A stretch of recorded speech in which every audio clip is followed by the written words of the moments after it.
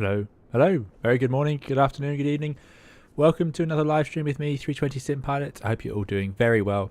Today we're taking the CRJ 700 for a flight from Sendai in Japan, northeast Japan, down to Hiroshima in the sort of southwest of Japan. So a regional flight today across Japan. We've done a couple of flights in Japan, or maybe only one actually, but I'm looking forward to this one a lot. Welcome to all of you. Thank you for joining us on Twitch and YouTube. We are streaming on both, so it's entirely your choice which platform you prefer. But jumping into YouTube, Perpetual Amiga says hurry up. So here we are. We're actually only 3 minutes behind the time I originally said, so we're not doing too badly. SKW, good to see you. SKW says, Captain, whatever you do, don't fly a real-world airline today. Flight Deck to Sim flew Flybe 4 days ago. Yes, so unfortunately, very sadly, Flybe has gone into administration again, which means they've ceased flying for now. It's terrible, of course. It's a real shame, and I really do feel for all those people put out of work yet again by the company folding. Airlines can be like this. It's a difficult job market. This is why after the pandemic, not everyone has come back to aviation, because airlines do appear and disappear quite regularly. You'll often meet people in your career who have been at several airlines that have failed, and they've sort of hopped around afterwards. However, the good news, or perhaps the ray of hope for the people at Flybe is, of course, this time it has failed at a time of growth for the industry. I know the forecasts of recession and so on are keen to be put upon us, but there's no denying the fact that travel and aviation are accelerating rapidly despite those forecasts. And it's great to see so many airlines are actively recruiting, including cadet level pilots. So hopefully the people at Flybe with their skills in aviation, including the pilots, will be able to find work elsewhere. Whereas, of course, first time Flybe failed, it was right at the start of the pandemic. It was a terrible, terrible time, if there's ever a good time, which of course there isn't. But anyway, there we go. So yeah, of course, my heart goes out to those people, but I hope they can get themselves into work elsewhere soon, because so many airlines are recruiting right now, which is just so different to what it was back in, of course, March 2020. But yeah, good to see you, SKW. Thank you for coming along. James Atkinson as well. Great to see you. I think James is going to be flying along with us today. Yeah, on stand 5. Excellent. Martin Skov, J-Dog, Wild Womble, thanks for coming along and moderating, along with Lauren V2500, who says Konbanwa, everyone. George Lumpkin, I hope you're doing well. Matthew Presley, hello to you. Matthew Presley says, I'll be watching. Matthew Presley, if any of you don't know, is our resident expert on American aviation, along with Lauren V, and also a real-world pilot who has flown the CRJ. I think Matthew first arrived on the channel on one of the CRJ streams, actually, and now Matthew has decided to fly vintage aircraft instead. George, I hope you're doing well. Indeed, George, I had a lot of issues a couple of streams ago. I've done a lot of refreshing, moving things out of the hard drive and so on. So we'll touch wood that today, last time went well. We'll see what happens today. But we'll see if I've solved it. I've done a big reinstall of certain programs and a big clean out of others. Your Alex Van der Paz, Duncan, Mike, great to see you all. Trevor as well, I just noticed. Good to have you join us. Peter DR says, hello Captain, looking forward for a Sunday afternoon evening flight. I thought to do a group flight, but I prefer to watch your live stream. Thank you for coming along, really appreciate it. Thank you, Peter. I hope you're doing very well. And it's great to see you join us today. Ralph Skapirian, The Palace, Sven, Feral Demon, Jan, Nikolai, good to see you, Nikolai. Great to have you all here. Lauren B says, not too many jobs for dash drivers now, though. Lot just got rid of theirs for one. Horizon is getting rid of theirs too. No, it's not good to be a dash pilot in that sense, but you are experienced on a commercial aircraft over a certain weight, so it depends on where you are in the world, but it's good experience, and it's multi-engine experience. And it's multi-pilot experience, and it's airline. So there are certain jobs that are more difficult. If you fly a single-engine aircraft or single-pilot aircraft, then airlines might not be as interested. But anyway, we have to hope, and I'm confident that dash pilots will get work, or will have the opportunity to apply for work at the moment. Tobias, good to see you. I'm doing well. I hope you're doing well. Matthew says, 40 years old and still being produced. Not many other aircraft have 4-decade production run without major changes. Is that true? Is that how long it's been going? I can't believe that. I didn't know they were still making it. Wow. Very good. AC455, good to see you. AC455 says, Canada welcomes dash pilots. There you go. Over on Twitch, good to see you all. Thanks for joining us. James on Twitch. Richard Dursley as well. Caleb, good to see you. I hope you're doing well. Thanks for joining us. Mr. Banana, Tripwired, Mr. Panesto, Panesito says, hi, hello. Captain, Always nice to watch the stream. Thank you. You're very welcome. Thanks for joining us. And Laura Mee, thanks for moderating over there as well. Axama, good to see you. Axalma Mia, sorry, hello to you. Thanks for joining us. James says there's a big fly-by-wire update on the A380. I have not seen that, so I'm looking forward to that one. I'll take a look after the stream. What have they posted? Oh well, sounds good anyway. Sounds like it's doing well. I'll have to have a look later. Always nice to see any updates from fly-by-wire on that A380. Richard says a UK dash pilot acquaintance is having a hard time. Poor guy had an interview with Flybe tomorrow. That's frustrating. But I did see, if anyone from Flybe or a Dash 8 rated pilot is watching, I believe I've seen going around Virgin Atlantic are looking at second officers or cruise relief pilots for Dash 8 specifically, or and they will fast track Flybe applications. So there you go. That's another UK airline straight away, which is just wasn't the case the first time around. So I hope that sort of thing can continue, and we'll get them somewhere. Right, let us carry on. And I think I said hello to Hayden. Hopefully I did. Hello to you, Hayden, if I didn't. Nick K, hope you're doing well. Yep, Sunday indeed. It's been a while. So they're still rolling. So it's 1982. Goodness me, they're still rolling 767s off the line. I can't believe that. I guess the 400. Right. Indeed, the Dash. I'm not suggesting the Dash rating is as useful as an Airbus or a 73. No, it is not. It's but the point is, the industry lowers its standards of what it considers useful experience as it needs to. So when they need pilots, they will happily take Dash 8 pilots. It's great experience. When they don't need so many pilots, they'll start getting cheaper, and they'll say, well, we just want pilots rated on our aeroplanes already. And sometimes there's a phase in between where they'll say we just want jet pilots, but that's silly to me. I don't think any airline should be discounting Dash pilots over jets, but that is their choice. But I think at the moment, from what I've seen, that's not as prevalent, but we shall see. Hopefully as time continues it gets better and the restrictions go even lower. But there we go. Right, we are parked up. We're cold and dark. We'll do a cold and dark setup, of course, in our lovely IBEX CRJ 700. So IBEX it seems to be, as you see, ANA All Nippon connection, and we are going to do this flight as a sort of regional flight. This is their main base. It's quite a small airport, but in quite a big town. And then you can see over here we have another IBEX next to us. Now we also have James, which I believe is flying the A320 NEO over there, and then we have an ANA A320 NEO. So the good news for this is somebody on VATSIM, this ANA. I have checked, and this means FS traffic has model matched that, or certainly VATSIM has model matched to the FS traffic package. I've removed the fly-by-wire package and uninstalled it. So this is out of the FS traffic. So that's what I'll be using from now on as we test it out. I've been using it the last couple of days to try and see what it looks like, see what it sounds like, see how it behaves. Does it interact with the aircraft? Does it interact with VATSIM? How does it behave with local traffic maneuvering around? So I'm still in the learning process, but we're going to be using it from streams from now on, and we'll see how it goes. So I'm hoping when we go to places that should be a bit busier, we'll have lots of traffic. Now I've made a critical error today, which is, of course, it's actually not early morning in Sendai. It is late or middle of the night. So there are absolutely no flights at this time of day. Now, from my understanding, FS traffic should put aircraft in at the time your simulator is set to, because it runs on local time, the flight plans. However, I'm having a little bit of trouble convincing it to. So it's 7:22 at the moment. And we've got one traffic next to us. And if I just check VATSIM, or VATScope, sorry, I don't think there's any other IBXs around. No, so on the stand next to us, we're going to be the IBEX 326. So this is from FS traffic, but there's only the one. Now there's meant to be quite a few departures coming later on, and there's an excellent air traffic sort of app that comes with it, with the FS traffic, which will see. Or I'll put into a video. I am planning to make a video with it. If I can get the time, I want to get a video together looking at FS traffic and all its details, because it's quite a complicated add-on. There's a lot to it and a lot of things that you need to know.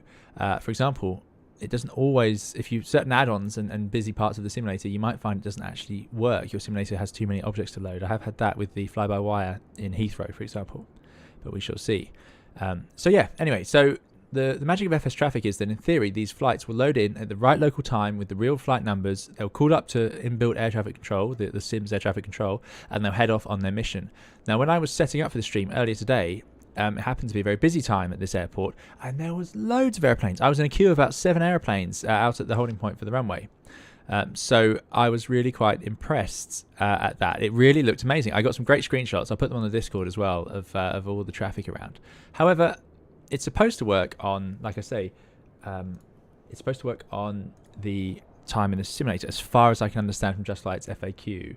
And we've got one aircraft there, but that's about it. It's looking a bit quiet for what should be the first wave out in the morning, and I haven't worked out why.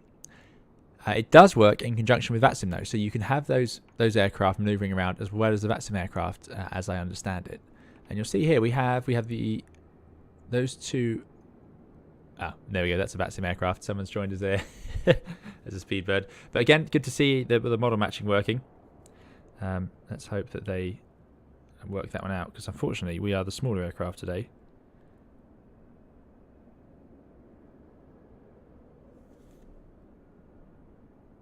And that would be a little bit unfortunate. What aircraft are they in? Looks like a NEO to me.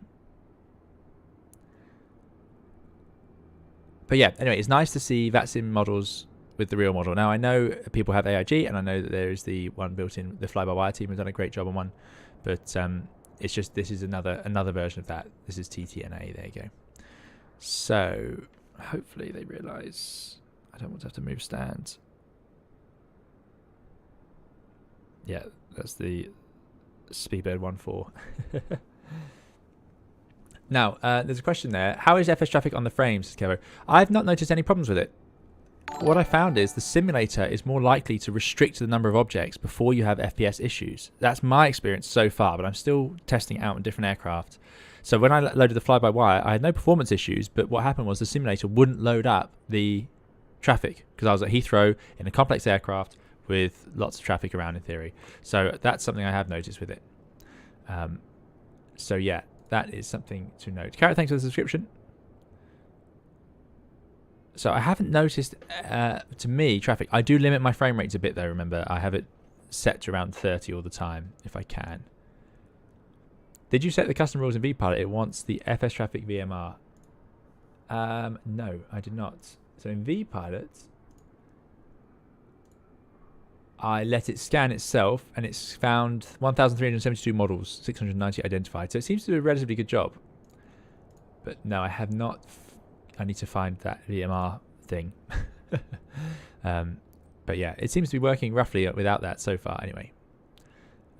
Right. Let's see if there's any other queries about it right now. Sam, SM Lee, good to see you.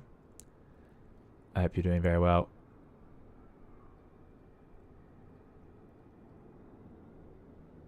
Mr. Panecito says, sorry if it's hard to pronounce. Not at all, no problem at all.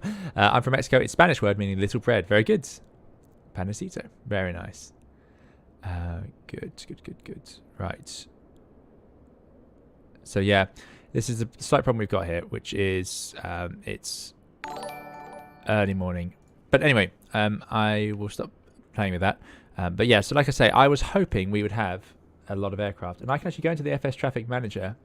If I go into Flight Plan Manager, type in the airport, RJSS, and then it will show me, if I select Sunday, all the flights. So starting at 7:35 local, there's supposed to be lots of flights going, ANA flights. But again, not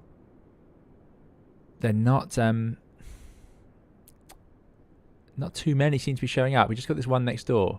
So we shall see how this goes. It does take time for these things to load in, but even so, like I said earlier, there were loads. So I want to keep testing this as to whether it works on local time or sim time. Starting at 7:35, we should see a lot of traffic. And what's our current local time? Yeah, 7:28. And normally they should just be sitting there. So far I've had a great experience with it, but I have had to sort of work out exactly what I'm doing. So this is my fault for putting it on perhaps the wrong, I should have done a route in Europe and we would have seen a lot of traffic. So we will use it again, and like I said, I'm going to try and get a video done. But we shall see how it goes today. And it's, again, nice to have a bit of model matching for our colleagues. Manta does not yet show up. That was a question. But you can do an aircraft manager. And you can choose... I haven't done it yet. But I think you can choose the aircraft and then they have all their liveries. So I wonder if there's a way to select or create a specific livery. And there's a compiler VMR file. There you go. Okay, these are all things I should be doing in my own time, not boring all of you with it. So I do apologize. But anyway, I'm going to try and get Manta Airlines into it because that would be really great. And then we could have that running when we stream, and then we would see James over there in a Manta aircraft, which would just be fantastic. But let's see how it goes. Right, let's get the CRJ up and running then. Oh, there you go. Lauren V says, I'm using FSLTL, but without the VMR enabled, only about 1/4 of the aircraft are properly modelled. So that's what I need to do. Yeah. Carrot says, I've been a silent viewer for quite a while. Glad I've finally seen the light. Really enjoy your streams. Thank you for coming along, Carrot. Really appreciate it. Great to see you here. Okay. Originating checks, crew and oxygen mask checked. Yeah, we'll say yes. Audio warning panel checked. So this is a lot of things to check that they're off. We would do the fire detection test. These are all supposed to be checked effectively in the off position. AP panel on, off, start panel checked.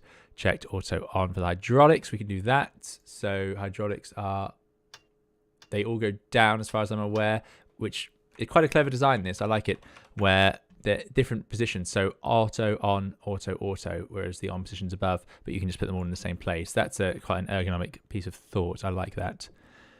And the ELT should be armed. Oh, no, I'm talking nonsense. No. We should do this properly. All right, so what we'll do is we will get it powered up. So we are going to, we don't need the DC service, but we will put the battery master on. We can also go into here, go to aircraft, and we will get a ground power unit plugged in. See if we can remember how to do that, and then we'll turn on the ground power. There we go. So the airplane is starting to come to life. And then we've got the generators all in auto. We can test the fire detection. I don't know why. Thanks for the follow. But I don't know what that would sound like. Again, Matthew's going to be able to sort us out with all these things I'm doing wrong here. And we've got the hydraulics going to be left alone in sort of auto. Nav lights can go on. Logo lights can go on. Wing inspection off. We put the hydraulics into auto and on. Ignition systems are all off. APU, let's start it up. So we give it power. And it should appear down there. And there you go, APU, door open. And it opens a little flap outside. Hello, Zek and Siako. Thanks for joining us. There's that little flap that opens up at the back. The APU inlet. Put out the Airbus, and then we can press start, and it goes start, and then down here we're going to get things whizzing around. Good. Bleed valves can be in auto. Isolation valve closed. Both engines in the middle. And I'm going to put the fuel pumps on, the boost pumps. I'm not sure if you're supposed to do that at this point, but I know the engines won't start without it. Let's see what this says. So crew oxygen masks, audio warning panel, electrical power panel we've done, fire detection we've done, external lights we've done, fuel, it just says checked. So I'm going to just turn on the fuel pumps. I think that's fine. Kelpie, thanks so much for your $10 super chat. Really appreciate it. Kelpie says, can't stay too long, but hope you have a great stream with no issues. Thanks so much, Kelpie. Fingers crossed. We did it right last time. I'm going to keep my fingers crossed this time. But thank you so much for coming along and for the very kind $10 super chat. Really appreciate it. I hope you're doing very well. And we'll see you again next time. I hope you have a good evening, whatever you're up to. But really appreciate it. Thank you so much for coming along and the very kind donation. Mr. Banana says, I always love how simple the CRJ overhead panel is, especially compared to 146. Yeah, it's a small panel. There's no doubt about it. But there we go. So fuel, I've turned on the boost pumps. Bleed air panel is checked. AP panel, we've started. Start panel is all off. Hydraulic panel is auto and on. ELT, let's go to arm. Cabin compressor. Yeah, we're just fiddling with the overhead panel still. So bleed air can be normal. Bleed valves, auto. We love everything in auto if we can. Cabin press is going to be left in auto. And you can fiddle the landing elevation. I don't actually know the landing elevation of Hiroshima. Which makes a good point, which is I should have had the charts ready. This is my mistake. Oh no, disaster. Disaster. Okay, stand by just 1 second.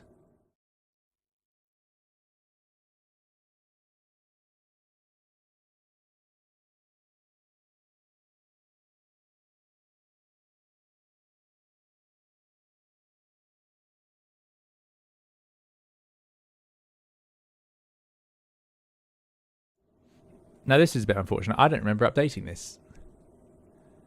But I know people were talking about it last time. And you have to relearn everything. How do I find my Simbrief flight?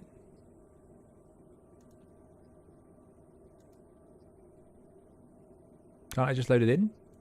They can't have got rid of that. Oh well. RJSS. I have not used this yet. Oh no, that's the flight name. What do I want the flight name? Oh, okay, okay, I see. Right, IBX 326. Someone did say last time, they said it's a shame that you have to relearn everything. We'll have RJSS. And we're going to RJ08. Thank you again, Kelpie, for the very kind super chat. Really appreciate it. Unload, then import. Okay, let's try that. Aha.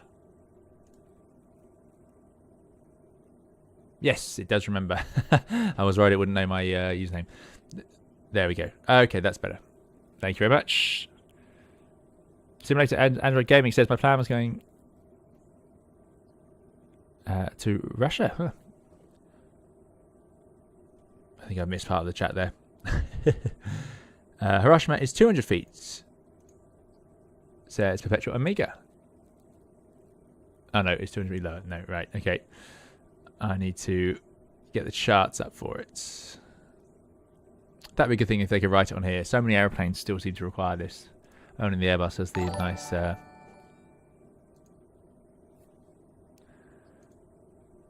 What is going on here? What am I looking at?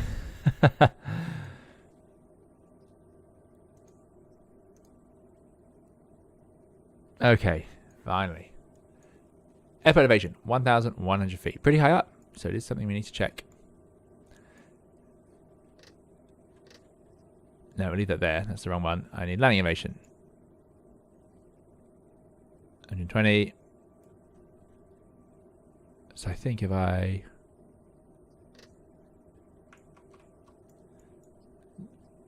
This is the problem with simulators. 620.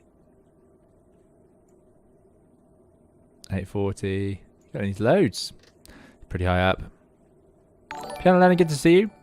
We're off to Hiroshima. 1260. We'll go down a little bit, and that'll do. Okay, cabin pressure is done. I'm going to argue with those charts in just a moment. Air conditioning, I believe I can turn on the bleed air now. So we will. Thanks, Captain, for the subscription. And then we got the packs are just going to be left in auto. We don't want to turn them into manual mode. Temperatures are set as they're set. And the wing anti-ice off. Cowl ice off. I'll leave the windshield and probe heaters off for now. And then we've got some other lights here. But let's get some of the overhead panels lit up. Emergency lights can go to arm. Passenger signs going to go to auto. Sorry, on. And the ELT is going to go to arm. Good. Right, let's get some of the lower level lights up and running as well. This is their switching panel, which I'm not convinced is a great place for it. This is the IR panel. Where were the lights? Lights. Integral lights. That's my favourite sort of lights. Good. Okay. I can hear something. Is that us? Is that just our APU? Oh, that could be the speedbird over there.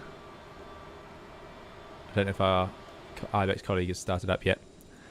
Right, let's see what we haven't done. Center lights, fuel panel, bleed, APU, start, hydraulics, ELT, cabin pressurization, air conditioning, anti-ice, windshield heat. Ah, there we go. Windshield heat should go to low. There we go. Which is this, so it goes to the low position. Shame, so many automatic systems and then not that one. Emergency lights on, standby compass check, nozzle steering off. Nozzle steering is over here. Terrible, terrible design, but there it is, off. I say terrible design. I mean purely from a sense that you could leave it on. Clock set, instrument panels checked, upper pedestal, thrust lever quadrant, avionics, trims, yaw damper, and source panel. Now why doesn't it have the IRs in there? Interesting. I'm going to do my own little flow now because that hasn't covered everything unless I've misread things, which is quite possible. So let's set the QNH first of all. I believe it's about 1013 then. We're going to have the anti-skid in the armed position. We're going to have the landing gear lever obviously down. We've got the engines running off N1 for synchronization, which is good. We're not going to use the high power schedule, and the GPWS is all working.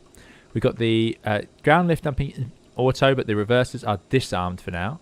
The throttles are in the shut-off, fuel shut-off position, and the flaps are at 0. The roll disconnect and the pitch disconnect are in. Speed brakes are forwards. Then we're going to come down to this pedestal. Flight door, I'm going to leave it as it is, but radios are fine. Lighting was set up. Trims are just sitting there in the neutral position. Radar off. Yaw damper, I don't think it's going to turn on yet. If I do that, no, yaw damper's still in amber up there. I don't like this sort of switch where you can't tell if it's on or off unless you look at the other screen, but it does force you to check rather than just look at the switch. So we can turn on the stab trim and the Mac trim, and we need to align the IRs. So we're going to do that to nav, that to nav. Let's put the parking brake back on. So that's going to align. I've got it set to instant align, so no problem there. And then there's more cargo fire test if we wanted it. Good. So we're getting there. We're getting there. Master caution. We've got low oil pressure, yaw damper, inboard spoilerons, and OB brake pressure. Let me do the hydraulics then. So now I can engage the yaw damper. Gets rid of that. IB spoilerons, inboard spoilerons, and the outboard brake pressure. Something to do with the hydraulics is not happy about. I'm not entirely sure what. We shall see. So we're on the APU. The APU generator is in auto, so I think we can get rid of the ground power. Yeah, it's not in use anyway. Automatically swapped over, so that's good. Right. Mike, good to see you. Mike says late to the party, but looking forward to some CRJ. Good to have you. Thanks for joining us. You should try an SBSP flight, says Captain. It could be another one. I've not had FS traffic crashing too much so far. They're still there. Let's see, what else do we need to do? Yaw damper we've done. Source select panel normal. That's all done. So next will be the before start checklist. So let's just get ourselves prepared. Let's get some lights on over here. Okay. So, time for the old... Actually, let's load up the aircraft. That's what we need to do. So let's change the zero fuel weight. I want a zero fuel weight of about 28 tons. So quite a heavy one today. That's a bit too heavy, actually. If the max landing weight's 30.4, and I'm planning a fuel burn of, let's have a look, 2.5. Oh, that's tight, actually. Let's go with 27 tons. And we're going to go with a fuel figure. We need quite a lot of fuel today, 4.8, because unfortunately, there's a massive headwind on this flight. Enter. And now I'm going to set the payload in the simulator, which gives me a zero fuel weight of 27063. Takeoff trim of 7.2. Just write that down. 19.5% Mac. And zero fuel weight of 27.1 with a zero fuel weight CG of 18.4. Takeoff at flap 8. It's actually a snowy runway out there for once, so we'll do snow. Does it make much difference? It does. It just lowers the V1 speed. There you go. So that's good to see. That's quite a complex little piece of calculation. Now I can copy the... Well, let's load up the route first. So that's the correct database, which is good. 26th of Jan, just about. Yeah, that would make sense. Positives. We are starting from Romeo, Juliet, Sierra, Sierra. Can you refuel while the APU is running? You can on every other aircraft I've flown. I don't know. Matthew Presley might know if there's a restriction on that. And we are at gate... I believe we're at gate 9. I don't think that's going to work, though. Oh, it does work. There we go. The most minor difference to that. So let's set that position in. Flight plan. Not in database. Come on. Even the Boeings do that. Now I'm going to get that speed brake out of the way. There we go. RJ. SS. We're going to RJOA. Our alternate is RJBB. I have no idea where that is, as usual. Remember, I'm way out of my comfort zone here. I don't know any of these places in any way, shape, or form. Now, route. I don't think route matters, but we do need to tell it something. And I'm going to execute that. There we go. Okay, so now we go to the actual route, which is... well, let's get the weather. Really like this feature in Microsoft Flight Simulator. Oh, no I don't. No, it doesn't work. I'm going to guess it looks pretty calm out there. There was a windsock. There you go, there's a peach down there now. And another ANA. I'll check in a minute if that's traffic loaded in. Or, oh, there's one model there that hasn't worked. There you go. So it's a light crosswind. So I'm going to picture that we're going to take off this way. Which would be off to the west. Let me just make sure I'm getting that right.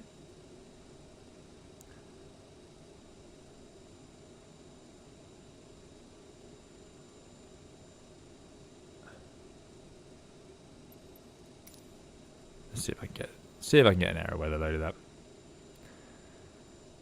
We're used to getting spoiled, aren't we, by Phoenix and fly-by-wire, just having this stuff built in.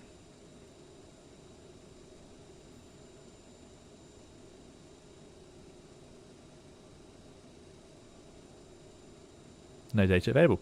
Must be a very small airport, this. I'm really surprised. It did say it was a head office. Oh, there we go. We have got some data. Okay, 310 at 2 knots. So that would suggest actually it's runway 27 we're going to depart from.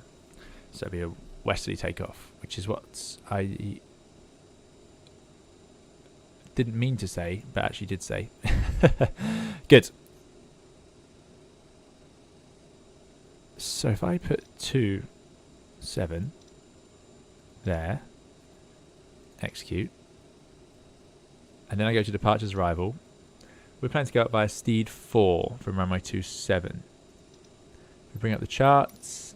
Oh, how do we, oh, it is. Oh, it does do it. There we go. Oh, quite clever then. So we can go out, Buble, down to Musby, 500 feet, 5,000 feet, and that's it.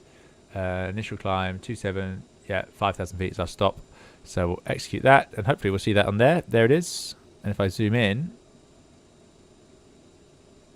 so it's up 500 feet and then a left turn back around to Buble. That's what we do. Great. So that's in. We want to transition by RICU. Yeah, we do. So we'll select that and execute that, and that will just carry on from there. And now we'll go back to the flight plan. Steed 4 to Steed.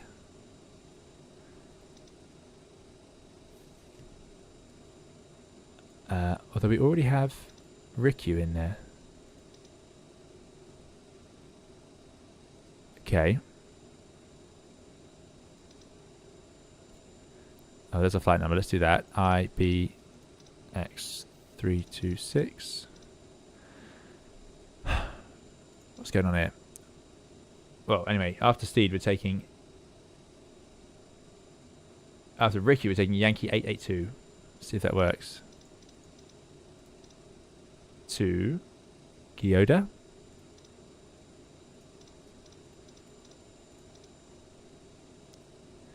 Yankee 88.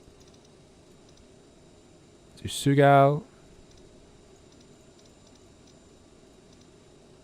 Yankee 20. To Kami. Yankee 202.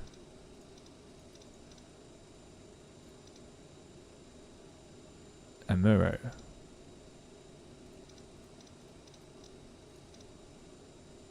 And then Vista.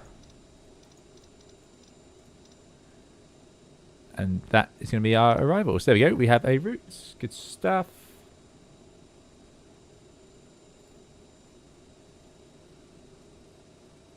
Matthew Pressy says, think the model that doesn't work is me, MD82. Oh, there we go. I need to do one of those special files that Lauren was mentioning. I think that's going to work. Lauren B says, Sendai is a pretty decently sized airport for sure. Not really intercontinental flights, but for sure it has international flights in East Asia. There you go. So you can fuel whilst the APU is running, just can't switch power sources while refueling. There you go. So you can on the Airbus, strangely enough. But yeah, I remember the Dash had a similar restriction, something like that. I remember we used to ask fuelers if they were happy for us to start the APU while they were connected. Perfect. So now we got this weight. So let's see if I can just load that.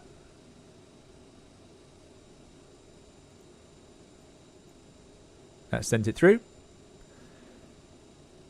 Cruise altitude today, 340. I remember this nonsense. Yes, put F, yeah. Alternate crew is not fussed about. 0 fuel weight, 27 tons. Gross weight, 32 tons. Execute. VNAV setup, 250 above 10,000. 290.74. Transition altitude, 18,000. Yeah, it doesn't matter too much. Great. Right, what else do we need to do? Secondary, I'm not going to bother with. Legs, we've seen. We know 500 feet to Buble is correct. Going to 5,000 feet. Index. Oh, there was something we had to do in index. I don't remember what it was now. It's such a different sort of airplane. And it's great they've given us this proper FMS to do all this with. I don't think we need to put in... I don't think we can put in things like V1 and V2. I think that's all we get. It's quite a straightforward one. I think it was for the VNAV or something you have to fiddle with that. Anyway, that's all good. So now let's put 5,000 feet in our altitude window. If you're wondering where I'm getting this from, this is altitude. That's all you can see. 5,000 feet in there. We're going to go with heading 271 initially. So westerly heading. And I'm going to go in nav mode. So I'm going to have the source of FMS 1. That's correct. And now let's put the speeds in. So we've done this. Flaps 8. We go 124, 131. So you have to do this. Oh, I remember now. You have to do this on here. Here we go. Unreal. This is such a Bombardier thing. So V1 is 124. Actually, I'm going to press settle. I'm going to cheat because it's ridiculous. But yeah, you have to select each speed and then wind the dial around, which is much easier with a physical dial than it is in a sim, of course. That's my excuse for not bothering. Good. So we've got a heading, got some speeds. We've got a VR of 131. And I'll write that down. V2 of 142. Now, I don't think I can set a speed at the moment because there's no auto thrust. No, V2's already in there, 142. So I'm just going to put 250 because that's what I want to accelerate to. I don't think there's any speed limits. Oh, don't do that. It suddenly decides to accelerate just as it reaches the speed you want. 250 knots, there we go. Because I don't think there's any speed limits on that first turn, and we'll be 500 feet anyway. So it's a very early first turn. Yep. Yeah. Transition's 14,000, there you go. Airport elevation 6, 271 round we go, 500 feet. Good. Okay. Paddy, good to see you. Paddy, I hope you're doing very well.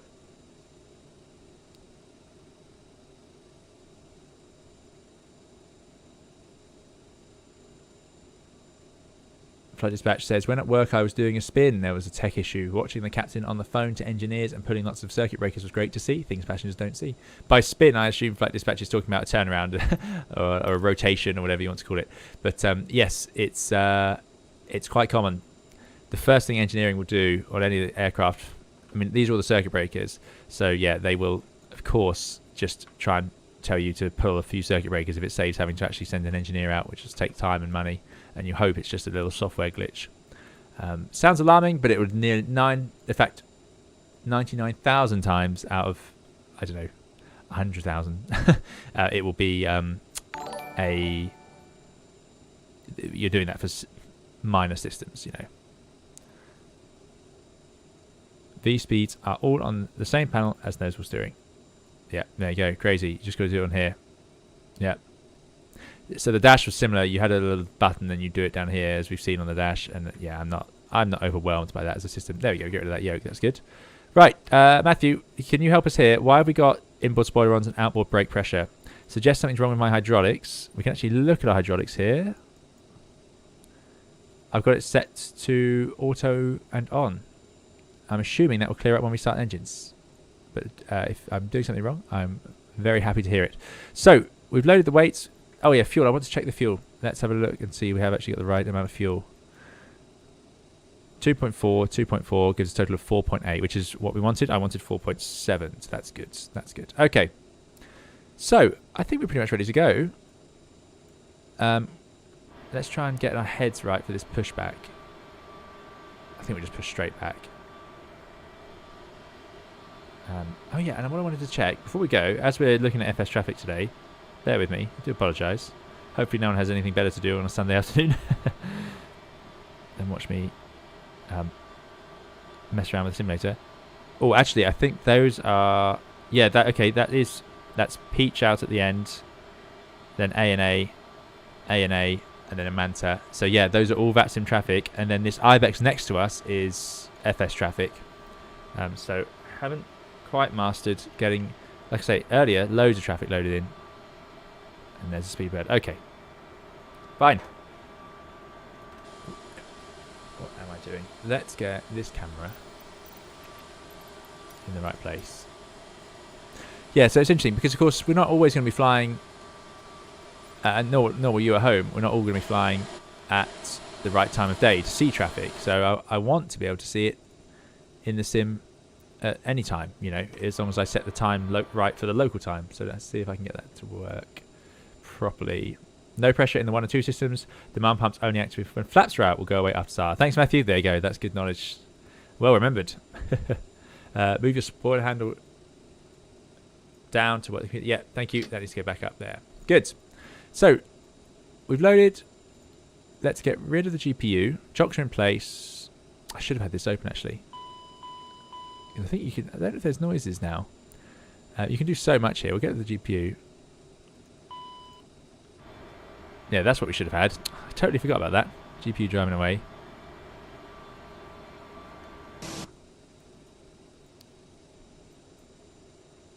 Thought I heard someone getting up and running there. Anyway, close that. Close that. Remove the GPU. Captain, the cabin is secure. All passengers are aboard. There we go. That's what I wanted to hear. Then a nice little PA plays. Let's close the service door. Close, close, close, close. Removed. Now, is there no way to push back?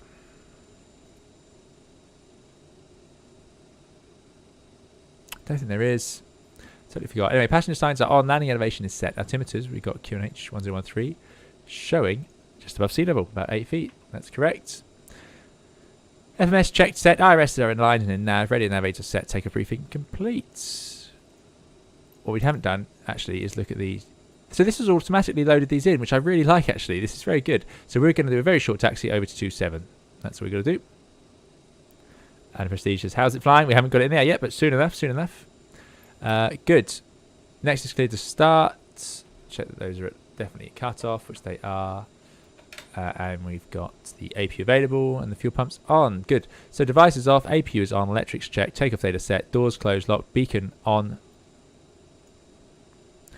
Beacon on. Fuel pumps quantity on. We got our 4.8. Hydraulic pumps auto and on. Parking brake on. Off. Brad, good to see you. I hope you're doing well. No, there's no pushback. Thanks, Richard. Okay. So, let's tune 1228, which we have. And we'll just make it a little...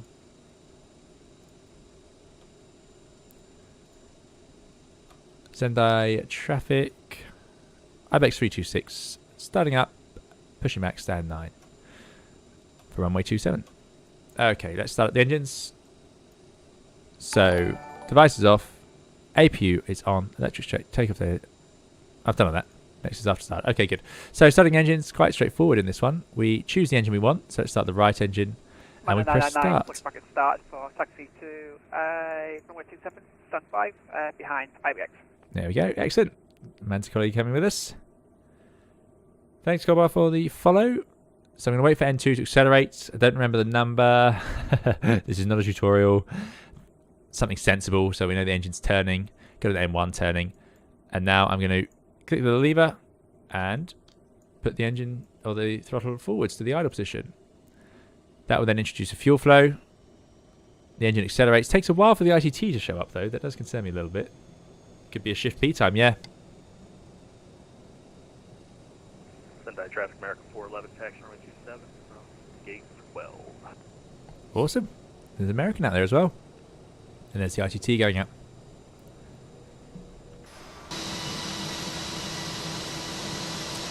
Now that's the other thing I've noticed with FS traffic. The audio is sometimes very loud. Ladies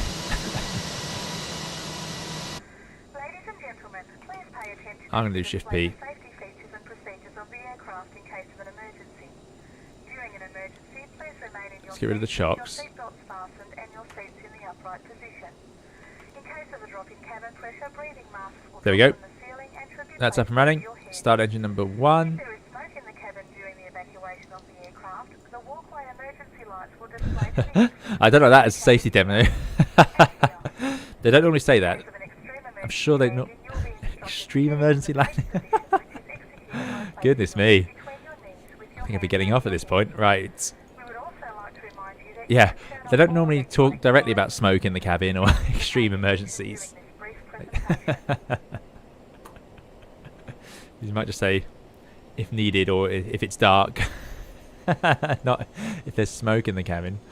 Goodness me. 25% N2 and a 7.3 is about right for the CRJ. So it's not a beat. There we go. Iglafu, good to see you. I hope you're doing very well. Thanks for joining us. Brad, thanks so much for the £2 super chat. Really appreciate it. Brad says, have an awesome stream and some great airplane emojis. Thanks so much. We shall, and thank you for joining us. Really appreciate it. There we go. This will get the hydraulics all up and running. Get those ground spoilers in the right place. I'm going to release the parking brake so this tug can push us. And away we go. 20% says Matthew Presley. There we go.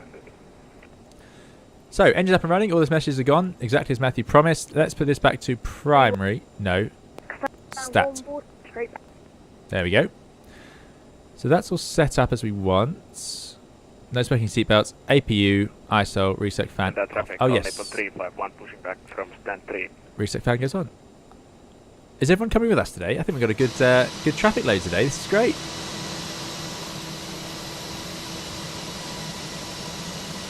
There's the American going. So the American sadly didn't get a livery, but we'll see if that improves with the VMR file. Right. It's a special Australian safety demo. They have to account for all the dangerous animals. There we go. It's the same. Says, is the CRJ easy to fly like the A320? It's not as easy as the A320. No. It's sensitive in pitch in the sim. I don't know if Matthew agrees with that in real life, but I find it very sensitive in pitch. But it's not bad at all. Now in Scandinavia, this is where they'd push you back and then they just let you get your own way. So let's stop here. Let's set the parking brake. And they can go away. Now, what do we need to change here? I don't need the APU anymore. The generators are in auto, so they will take over. So the APU can go off. I can't think of much else to do up there or there.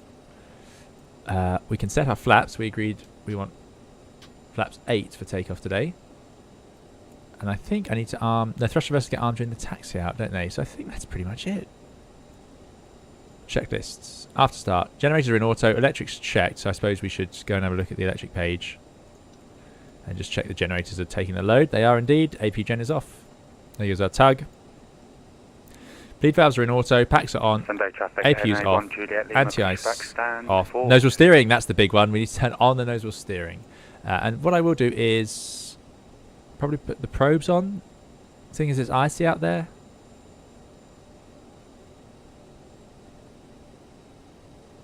Ah, that gets Matthew out there. There we go. Thanks, Matthew. Matthew says, wait for you all to catch up. We'll be on the way just in a moment. So let's go.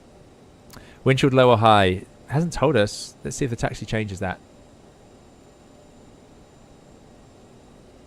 No, it doesn't. Maybe they can just stay in low for the whole flight. Maybe high is just a special mode we don't need right now. When do the probes go on?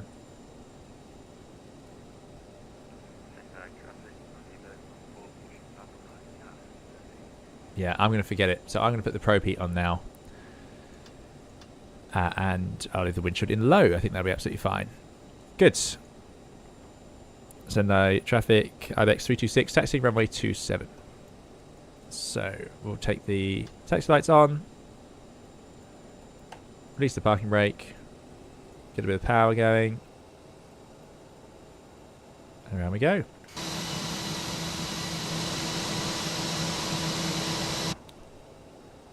Awesome. X-Flow auto override to manual. Where's that one? Which panel are you talking about? Is that over there on the bleed panel? Air conditioning panel. Oh, that's fuel, isn't it? I remember that one. Yeah, X-Flow auto override. Where was it? I know the one. I remember that from when we first flew this. Just about.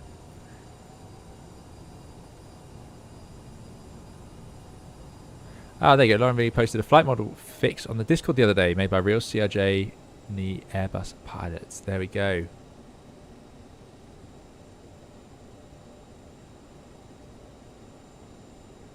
Now, that's a bit of a shame. I haven't seen that before. That might clear out when they have completed the pushback. Send out traffic. All Nippon 3143 is taxiing to runway 27. Awesome. It's been a while. We've had a few flights recently with so many people. We used to get loads, and then it sort of become a bit quieter, and now it's back to having lots of people. It's great. Flight control. Squeeze on the brakes. Let's go full up. Full down. Neutral. 1299, taxi Full to left. runway 27 behind IBX. Full right. Neutral. Flight controls are all good. Stats page. Right, APU. Why is the APU shut-off valve open? Traffic at beach 44 Romeo, dispatch 72 remaining clear of Charlie. Takeoff config, okay, I like that. Trims, let's set the trim. We wanted a takeoff trim of 7.2. Send out traffic call Nippon 351 taxiing to Nippon Bravo 6 runway 27. I'm going to set the parking brake so we don't roll forward. Where's the trim? Where's the trim? Where's the trim? Oh, it's up there. There we go. So it was basically at 7.2. Yeah, the trim's over on this screen. All Nippon 3143 Thanks, Richard Dustley. holding behind the IBX. Top of overhead in the middle. Airbus Jim Carner. There we go. Auto override to manual for takeoff. I think that stops it leaking fuel. My brake bind is not working very well, so we'll do that. Good. Let's get up in the queue. Oh, well, this is exotic.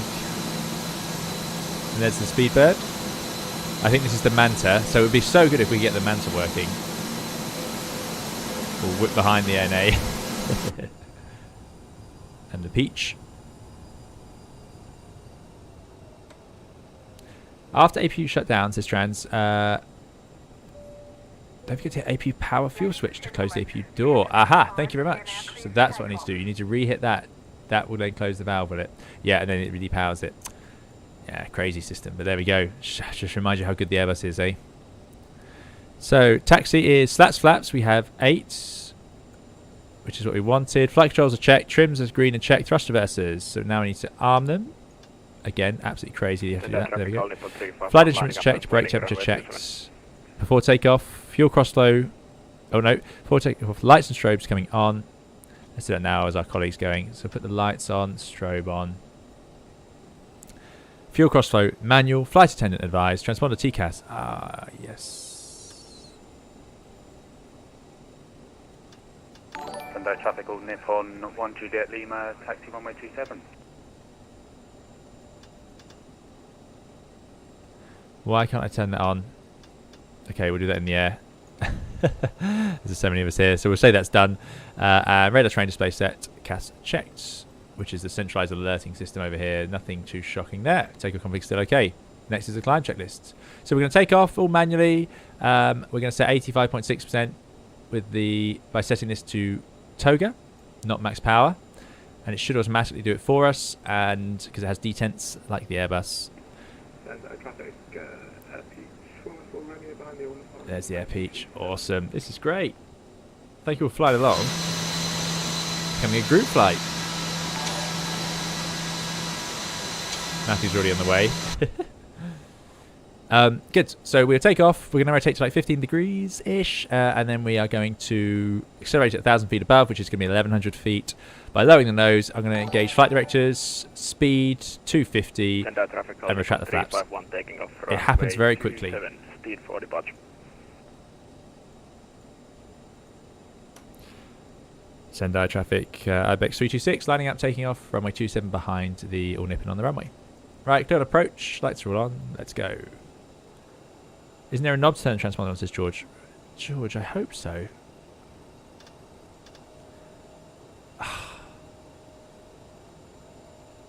It's something really easy, if not obvious, but I just don't remember exactly what it was. So we will do that once we're underway. That's what the colleagues, look at that. That's great. So FS traffic already having advantages for me, definitely. Because before that would have just been a load of generic aircraft. So that is nice to see. I really hope we can get Manta in there. Below the stab trim. Okay.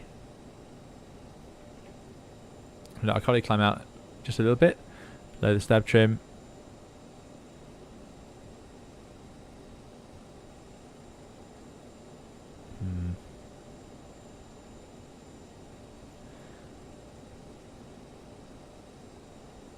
No, no. More research needed. Sendai traffic. IBEX 326 taking off runway 27, steed for departure. Right, lights are all on. Let's go to Hiroshima. So, stabilise the engines, bit of forward pressure, brakes released, 2 clicks forwards, just like the Airbus. 999 lining up runway 27, Toga. take off behind IBX. And I'm hoping that'll go to 85. Which looks like it will, so that's good. I don't actually think you need any forward pressure in this aircraft. It's got that, you can see the pitch angle is actually below the horizon on the runway, just like the dash was. It's a Bombardier thing. Well, it's overdone it on the N1 a little bit. Anyway, there's 100 knots. Very sensitive on the rudder on the runway. V1, rotate. This was very common in the early days of Flight Simulator, and it's gotten a bit better lately. Up we go. Quite, again, very sensitive on that pitch. Positive climb, gear up. 15 degrees, doing about 160 knots, maybe get closer to 20 degrees. Flap 8 takeoff seems to do quite well. There's a lot of buttons for that, such a tiny bitty aircraft this kitty. Yeah, indeed there are. So 500 feet, we'll make our left turn.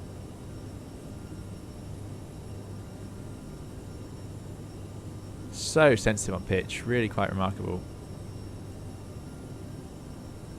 Powerful machine though, no doubt. So that's working out nicely. So we can start to accelerate. So I'm going to lower the nose to 10 degrees. I'm going to bring the power back to the climb. I'm going to engage flight directors, speeds, and nav. Autopilot, FMS 1, climb 258, out S. I want speed 250. Climb 250. Out S. Good. Flaps to 0. Let's climb. Heading to Buble. Don't know what happened there. Running up from behind the Manta A320. Awesome. Awesome. There we go. Out over the coast. This is a beautiful city. I don't know what it's famous for. I've never heard of it before. It's found it on Wikipedia. That's a great departure. I suppose they want us to just stay away from the city, get out over the water. Makes sense. So the gear is up. We're at climb thrust. The flaps are up because I'm sure I did a flight with this where I forgot one of those things and we oversped it. And we're going up to 250. I don't think it shows us the overspeed though, just like the dash doesn't. Classic Bombardier.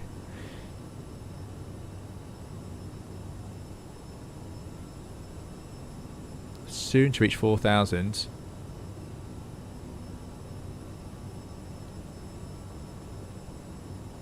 Beautiful.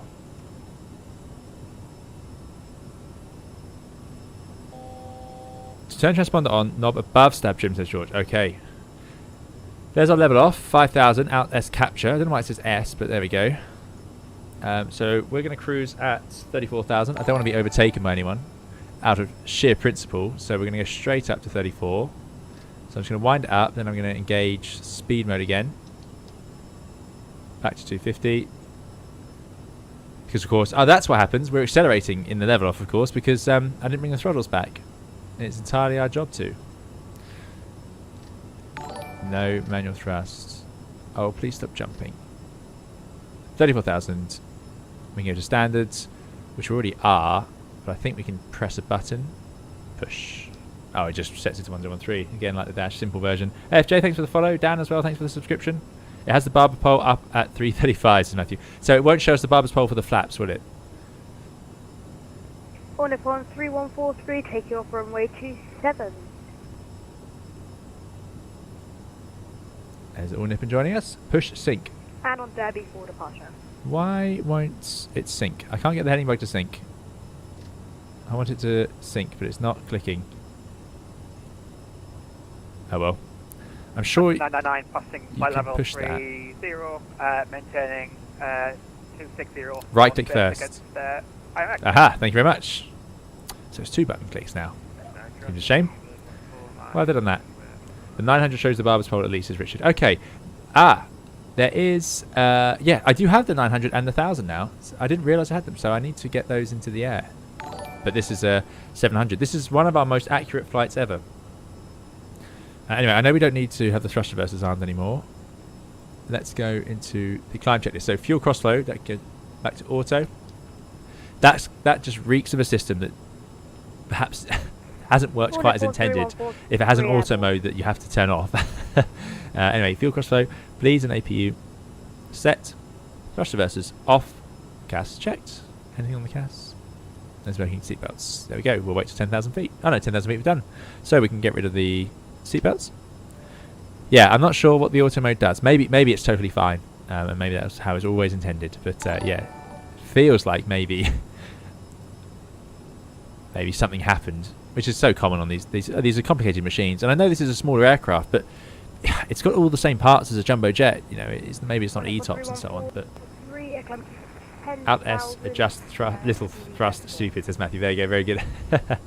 So above Statrim there's a dial for the transponder. Manta 999, climbing to flight level 10,000.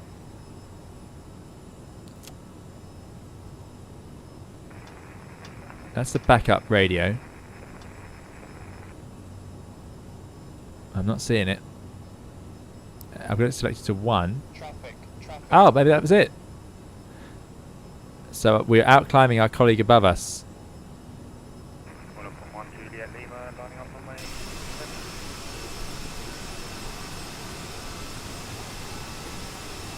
See if we can spot them. Love these aeroplanes. Love delivery.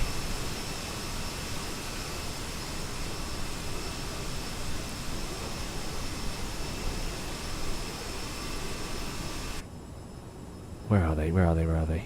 They are 120, 177. That should be a relative, so I'm a bit confused by how it's portraying the TCAS.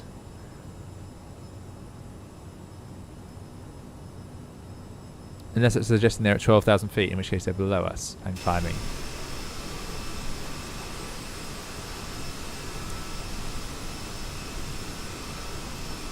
Not sure. Anyway, there we go. Thank you for the help with the TCAS there. So if I look here, ATC 1, there you go, it's green. How strange. So you have to set that to 1. And then what can I do about the actual TCAS itself? Above, below, and so on. Nothing, it seems. TCAS. It's a separate menu. There we go. So TCAS is in auto, which is fine. Traffic on. Above. No, it's on norm. Yeah, that's fine. Okay, good, good, good. Okay, first turn.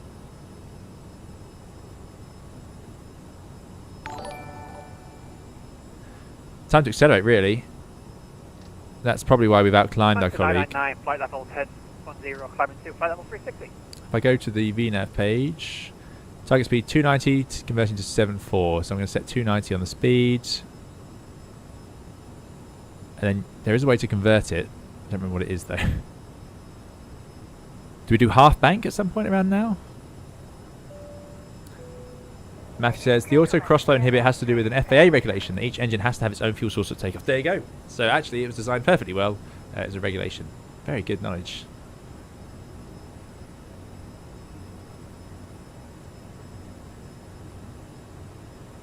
Sendai is famous, says Lauren V, for being capital of one of the more important dynamos in the feudal period. The rulers encouraged the planting of trees, and to this day Sendai is one of the greenest cities in Japan. There you go. I must visit Japan. Yeah, if you are watching on YouTube, thanks George. But if you are watching on YouTube, then do please leave a like. It makes a big, big difference to the channel. Really, really appreciate it. Oh, and Sendai flooded. I didn't realise it flooded in the tsunami. Goodness me. JS Droid says, just wanted to say your videos have helped me tremendously. You're very welcome. Thanks for coming along. Glad they've helped. Lauren Rees says, I think Manta's livery department can learn from the Ibex horizontal stabilizer. It's pretty good, isn't it? Pretty sharp. I like that a lot. It's so rare to paint wings on aircrafts, but it does make a big difference. If this flies overhead, you're going to know which airline it is. Like when Flybe went all purple, it became really obvious. You could see them from miles away. On top of the wings, with fuel in them, you'll get them painted white these days. They're not allowed, they don't paint them darker colours. It's to do with reflecting light energy. Oh, don't flash. I did press standards. I didn't. It's the old right-left. There we go. Half bank will auto come on at 31,600, same with Mac. However, you can also change over to Mac by pressing the centre of the speed knob. Aha! Mac, there it is. Thank you very much, Matthew.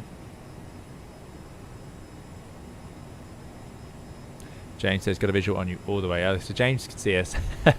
I can't see James. Let's do the old synchronized. I mean, that is genius. If you're going to bother having a heading knob, it's great to have it synchronized. And then let's zoom out. Little climb banana. That's good.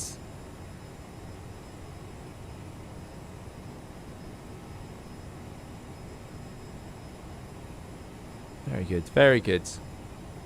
Beautiful scenery.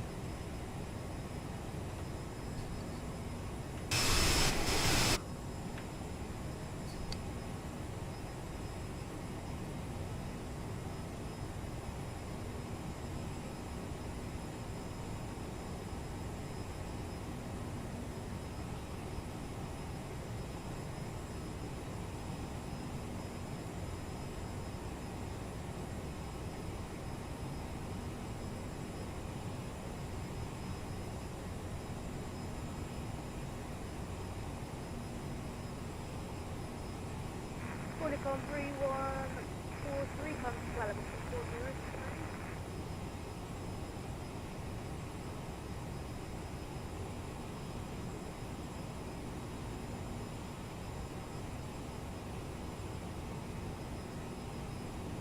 Lauren B says, I love how the Dash flying along has given themselves a shortcut, but will still arrive after everyone.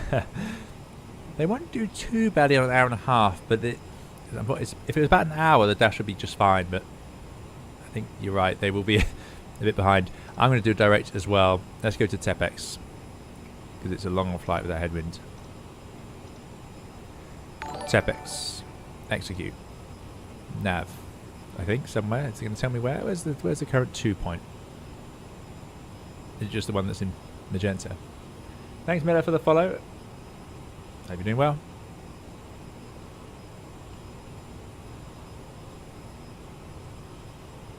There was a way to change all this information up here. What was that? It's MFD data. There we go. And you can choose what you want to see.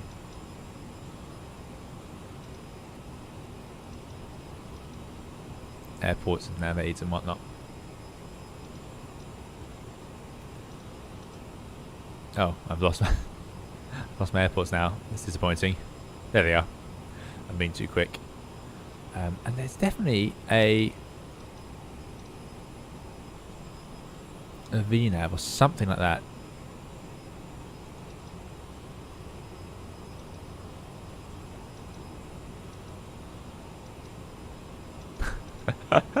The most complicated way of looking at a flight plan ever. Oh, I've lost it now. That's not good. There we go. Right. Time over Tepex from now. Let's have a look. Oh, it's probably the page I need to be on. No, it doesn't work. Oh, that clear button is in just the wrong place.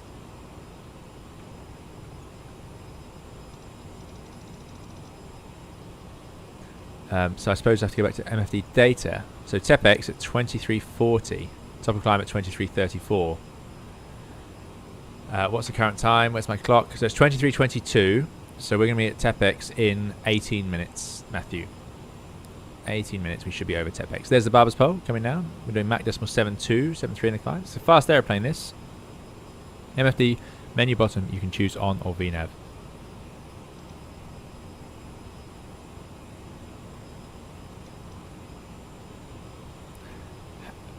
MFD menu.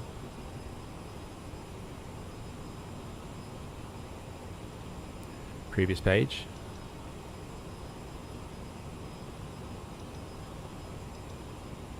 I'm so sorry. Oh, there it is. Thank you, VNav. Thank you very much. Yep, yep. Excellent. It must be so infuriating to watch me do this. How are the engines doing? So they climbed at 85.4, which is limited to climb mode. That's good. Fuel, we got 4 tons left, 4.1. So we've only sipped the fuel we took so far, which is great. Stand by. Stand on that altimeter.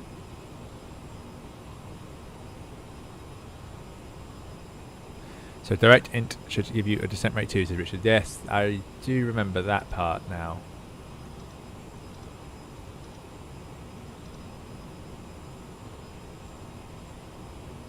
Yeah, and then you can go direct, and there's VNav. Yeah, thank you. Matthew will be 4 minutes ahead of us. Perfect. So we second in line then. Is Matthew's in front of us?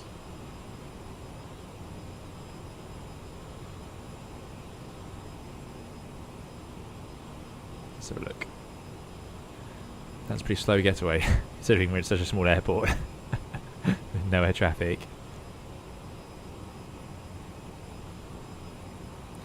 So there's our queue. There's an American 411, then there's an All Nippon 351, and then there's us. Then there's Manta 999 just behind us, and then there's a Speedbird, and another All Nippon, and the APJ. I've got to say, my VAT scope is really playing up today. I also noticed VATSIM wouldn't let me on any of my normal servers, so it seems very busy.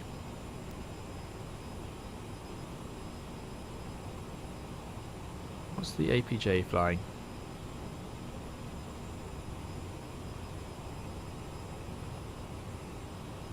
A320. Speedbird is an A320. All Nippon is an A320. Oh, look at this. A320 being represented. And then there's an All Nippon with a Dash 8. There we go. Who's doing quite well. But they will eventually fall behind, even though they are taking a big shortcut. Excellent, excellent, excellent. James is behind and slightly offset. Excellent. 31,000 feet. We're getting there. Settling into the cruise.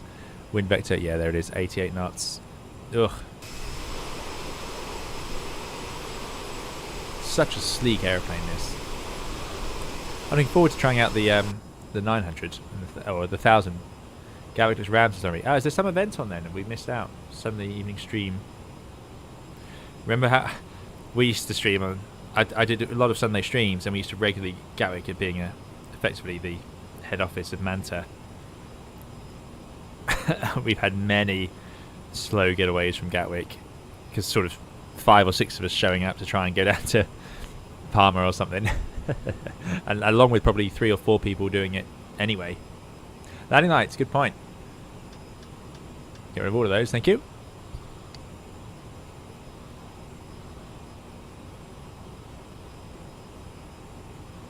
Barcelona events, there you go. Yep. There you go. That's what I used to do actually. I used to look for events to make sure we had air traffic control coverage. But I've not done that for a while. Like I say, this was oh wow, yeah, Barcelona has huge queues. Oh, that's great. They've even using the 3 system setup. Yeah. I stopped doing the events because, like I say, we would all show up and sort of disrupt things a little bit by all going to the same place. So, and we haven't done that for a while. And sometimes it just meant it would take me an hour and a half to get airborne. I mean, I can do that on my own. So add in air traffic and it's 2 hours. This is a 700 Kevo, yeah.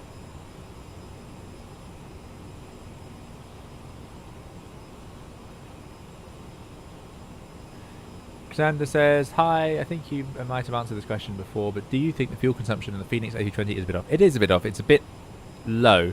They've done that to make sure it's balanced over the flight, but the result is it comes across a bit low. Yeah.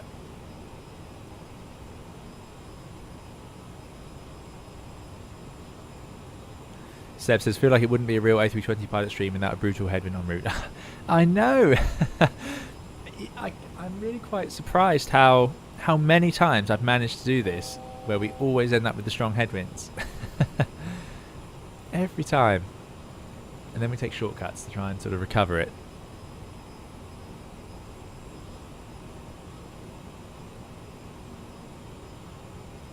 Richard says, I know you've flown the 900 because it was my paint. Ah, haven't tried the 100 recently. The 1000 recently. Okay, there we go.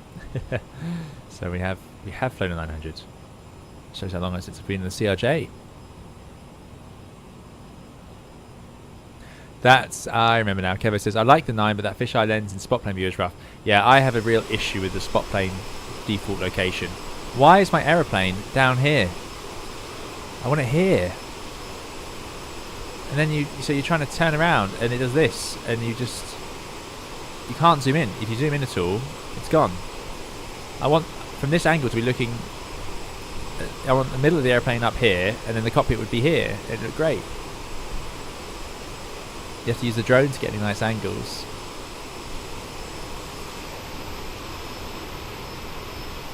Oh well. I suppose they're showing off their scenery, but that's how far out you have to zoom to see the whole aeroplane. I mean, it's why I can't use spot plane for any sort of screenshots or thumbnails. Okay, this is important now. We're going to get maximum speed because I think we're doing alright for fuel. Based on very little knowledge of what this normally burns. But we do need to manually adjust the thrust. So we'll just take it slightly out of the climb gate. See what happens.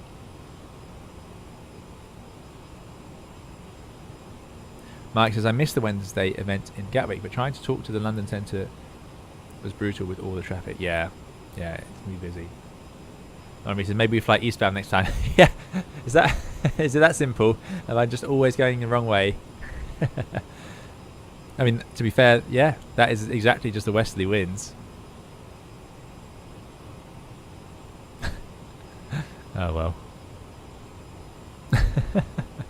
I still feel like it's unfair.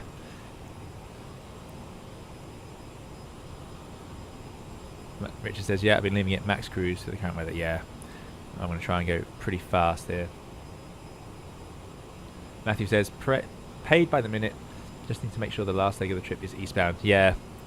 Now this is a problem in the UK as well, which is if you're flying into Europe, inevitably your last flight home will be westbound, so it's always longer.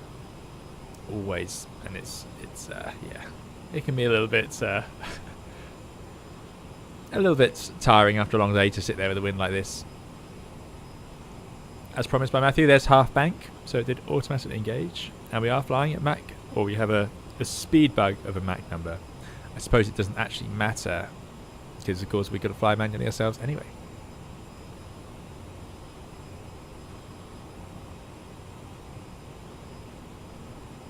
Mike says, flying along office for now. Says, do I need to keep a Mach number in mind if I connect to VATSIM? Offline, I assume Mike meant. Mike's flying offline. Yeah. If you're somewhere near us, then you'll... I don't know. If it's uncontrolled airspace here, you can do what you want. I don't think it matters what you fly in terms of speed here.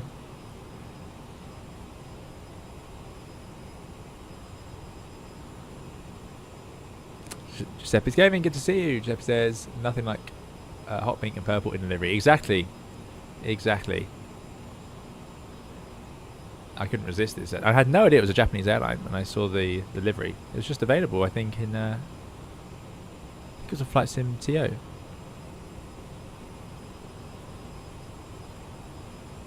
Not so sure about the font. But they've been around for over 20 years, 24 years, so they know what they're doing.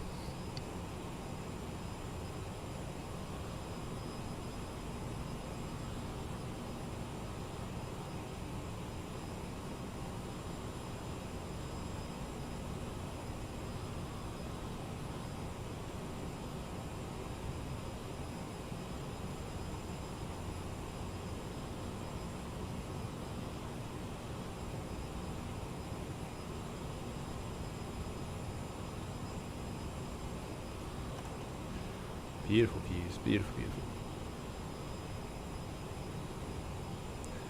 James says, how is your F-15 coming along? My Concorde Airfix is currently parked until I get my assignments done. So it's an F-16 I'm working on. So I did the F-14, which came out really well actually. That was a Revel kit. This F-16 is an Airfix one. I'm not happy with one of the paints I've used. doesn't look right compared to the others. It's sort of glossy, and the others have come out all matte. So I might edit the livery to get rid of that. But I haven't done much else to it. I had to sort of lean on the wheels until it sat level. But it's coming along okay, slowly. I'll say I haven't worked on it as much as I'd hoped. I don't think I've worked on it since the last stream actually.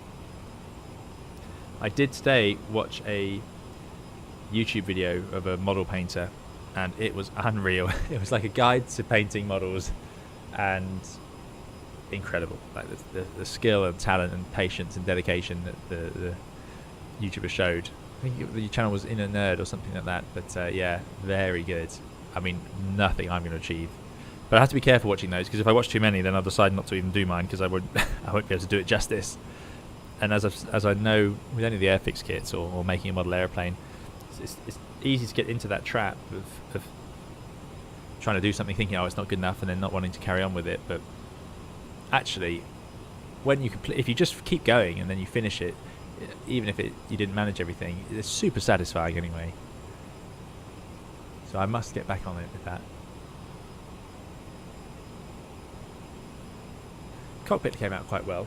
I got the pilot in with a little instrument panel, white helmet, black goggles. I think they look pretty good. Unfortunately, I didn't paint their face at all, so they're looking a bit scared and a bit grey. And I can't get to them now because they're sealed. They're sealed in. Oh well.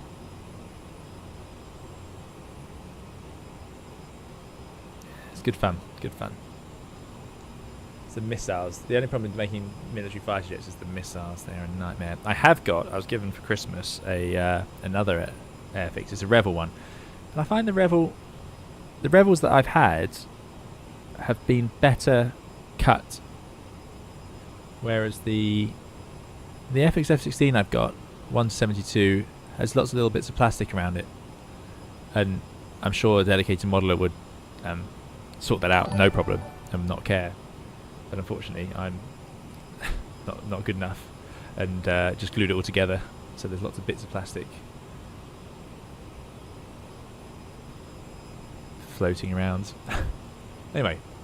I'm not allowed to talk about modelling too much on the channel. I've done that before. There you go. Kevo says, oh, you stop simming to build models all day. Exactly, yeah.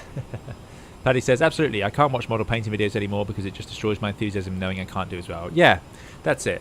It's if you want to find out something about, you say there's something you want to do, then go and look up a video. But getting sucked into that world is just it's a balancing act of inspiration versus overwhelming lack of enthusiasm. And like I say, the moment when I work on them, I just keep going until I can't be bothered anymore and think, well, I'm not going to get any more detail out of it. And I don't use airbrushes or paint thinners or varnish or any of that. I've been incredibly lazy, and I still really enjoy it. It's just sort of something to do, isn't it? It just takes your mind, and it takes your mind. You focus in on building the model and following the instructions and working on little details, and it's really good at absorbing you without looking at a screen, I suppose. I might put a podcast or TV show on in the background, but you're focused in on that model. It's nice. Adam says, depends on the age of the moulding. There we go. Adam says, try some Hasegawa kits, really good quality. Same with Tamiya. Yeah, I've heard good things about Tamiya. I've never had one. I've never built one. I have got, this won't surprise long-term viewers, I have got a Tamiya carrier deck for my F-14s. I have die-cast F-14s, and I think a Tamiya one would look good. But I also want to make, no surprise, an airfix F-14. But I'm practicing. I've got a Top Gun F-18 I was given for Christmas, so from the new film, the Mavericks F-18. So I'm going to put that one together, and then I'll have a go at an F-14 that I can put onto a carrier deck. I think that'd be amazing. Matthew says, your TCAS display isn't on. Press traffic button twice next to the range knob. Ah, I thought it was showing earlier, you see, so that explains it.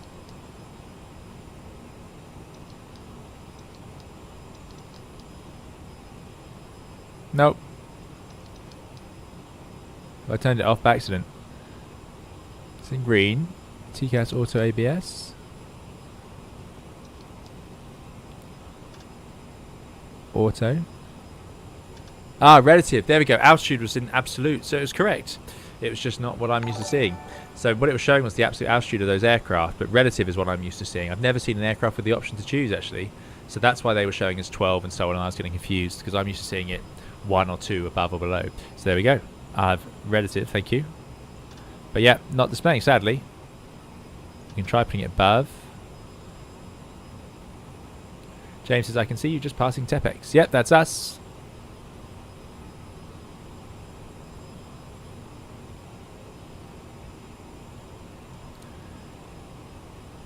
Lauren Reese says, you should paint one of them in Manta Squadron colours. Yes, goodness me. Well, Paddy did our... I absolutely love Paddy's Manta livery for the F-14 heat blur. I actually have above me, I have a shelf. I might... Oh, well, again, I'm limited in what I'm allowed to do in terms of showing people online model aeroplanes, but I've got a die cast of the Ghost Rider's livery that's based on. And in fact, the tiny F-14 I made, the 144, had a Ghost Rider's option, but unfortunately I went for the black livery.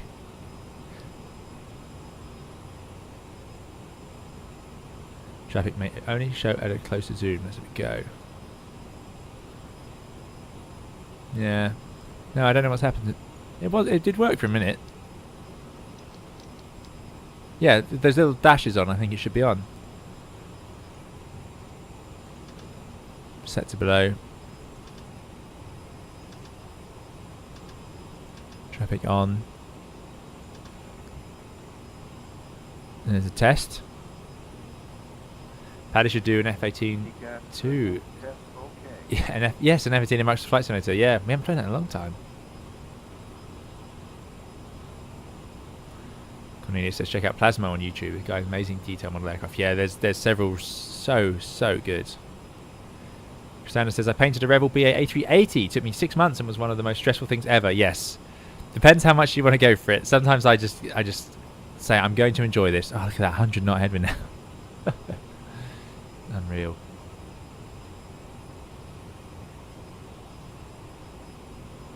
Mike R says, I was wondering if your average European airliner 2-sector day is the most common, or do you often get 3-4 sectors in a day? Depends on the day.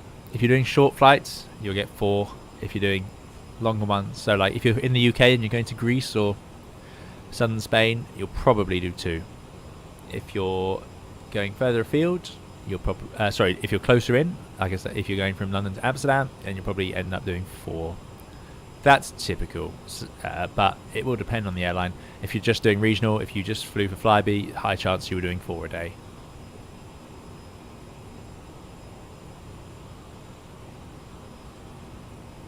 James is toying with either the new BA livery or the previous one with the red stripe down the fuselage. I like that. Yeah, that red stripe down the fuselage livery. Yeah, that's a good one. We've used it on the channel. We have it for this aircraft actually. I think Paddy did the Landor livery on this CRJ. Ah, there's a colleague. Interestingly, I've actually got the throttles just out of the climb gate, which seems to be slightly above the cruise gate of 84.2, and we're still not accelerating. We ran out of puff a bit here.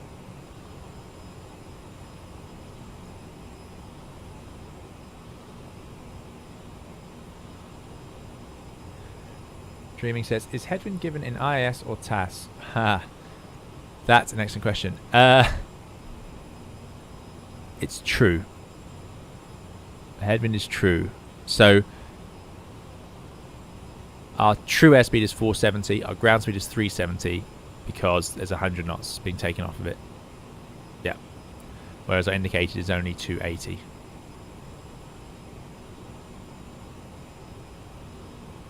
So it's effectively equivalent of true. Your ground speed is just a speed over the ground. So I see what you're saying, but what you subtract it from, so the wind, you take off your true airspeed to get your ground speed. So as Lauren V says, it is your ground speed. It's funny, you guys are great at coming up with these questions that I can't. I've never really had to think. I've never thought it that way about it, so I can't think of an answer. It's great, really interesting.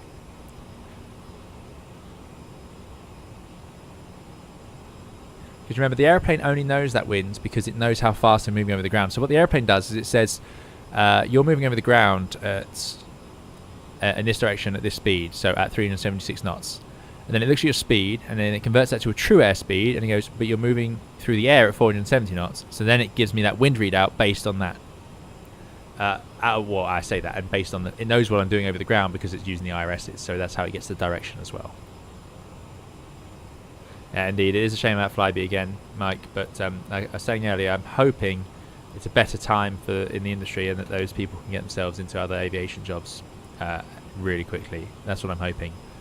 Look at that beautiful frozen city there.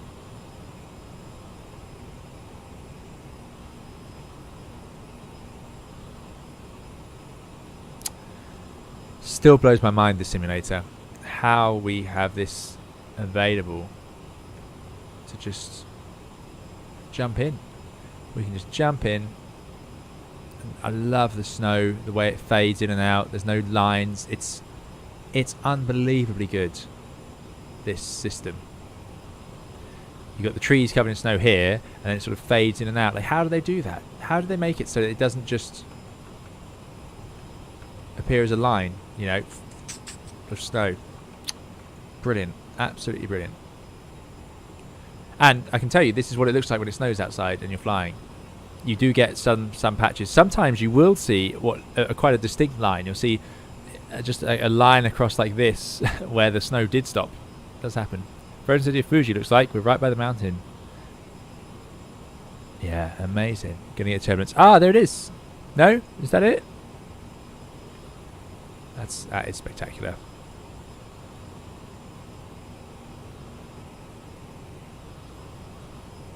Yeah, it must be it there, mustn't it? That's amazing.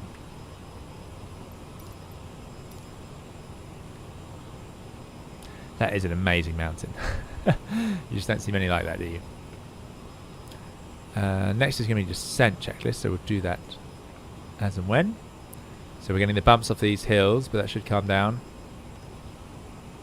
Nice.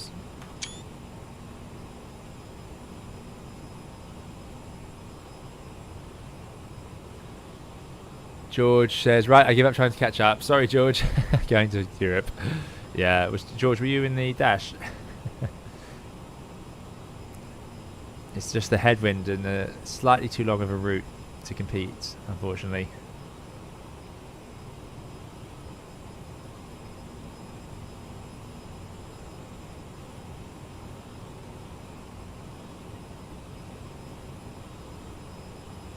Yeah, so we've just gone past Fuji.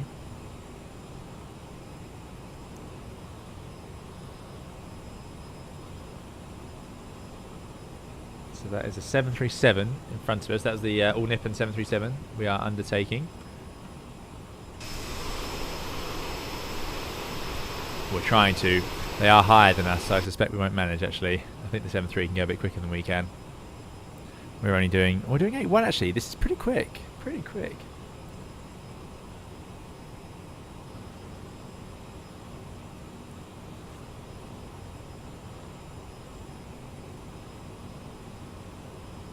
How much does a real commercial pilot license cost? It's expensive. Mr. Banana says, depends on where you are, where you get it. Lufthansa charges 105,000 euros. Yeah, that's the reality. It's unbelievable these days. It's gone up a lot since I did it. Richard says, forgot the ceiling of the 700. Is it 41,000? Oh, I don't know. What is the ceiling? Is it written on this little placard? No. It says 41 though. The MMO up to 41,000 is decimal 85, so we can go pretty high and fast.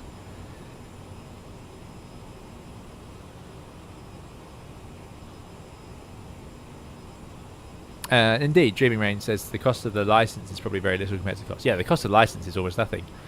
I say almost nothing. It's relatively nothing.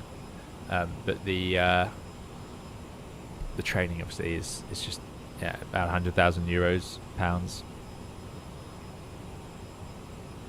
Matthew Presley says went into about $65,000 in debt about a decade ago. There you go. Stroot says, can I get a shout out? There you go. Flight level 340 by 10 routes for turbulence.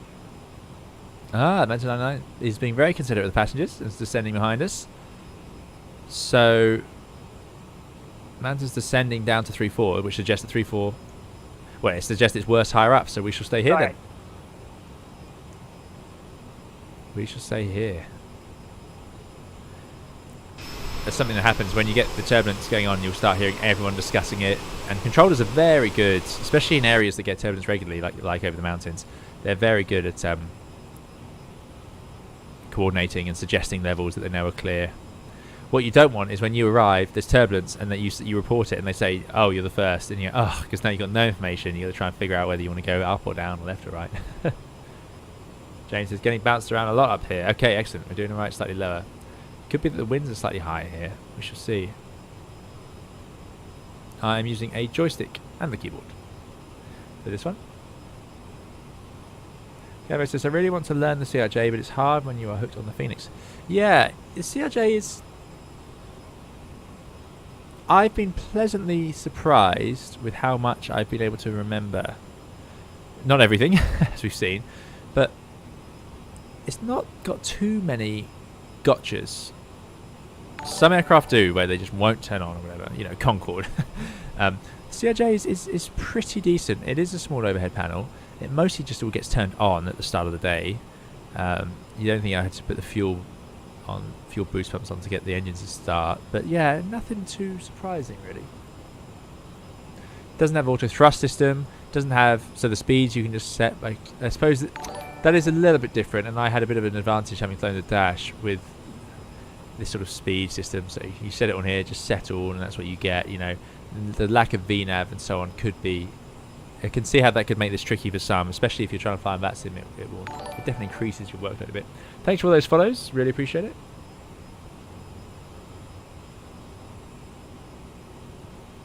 The Learjet Dog says, how do you manage your speed in the CRJ when there is turbulence, considering the fact that there isn't auto thrust? Yeah, it's the same in the Dash. You just have to sit there and pay attention. I mean, we pay attention in the Airbus as well. It's not...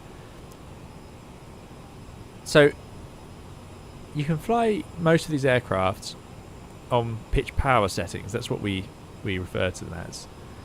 So, I know that an Airbus in the cruise with just over 80% on the N1s and a pitch of maybe 2 degrees is going to fly close to straight and level. It's not going to do anything too shocking. It's not going to rapidly climb or descend, and it's unlikely to stall in that configuration. So the idea is, if I lost all my airspeed, I know that I can set those two things. I don't need to know my airspeed because I know that the airplane flies quite well like that.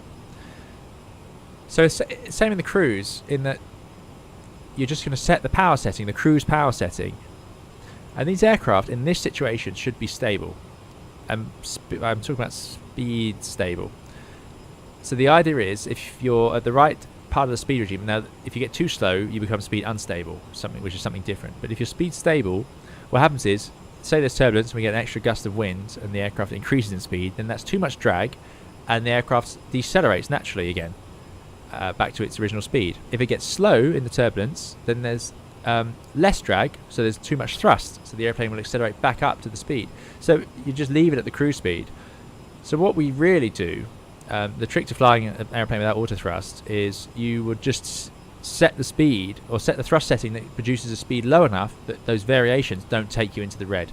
You don't want to sit there endlessly maneuvering the thrust up and down. The trick is get away from the red so you can just sit there and let the speed bobble up and down, but it's not going enough to reach the red. That's what you do, and that's effectively what we do in the Airbus as well. Yeah, we have the auto thrust system and it will help, but the reality is at these we're using all of the engine's thrust here basically to keep it going along. And we're zipping through the air. We've got a lot less control over that speed than we do at low levels. So if I was to just take the thrust back to idle, it slowly decelerates.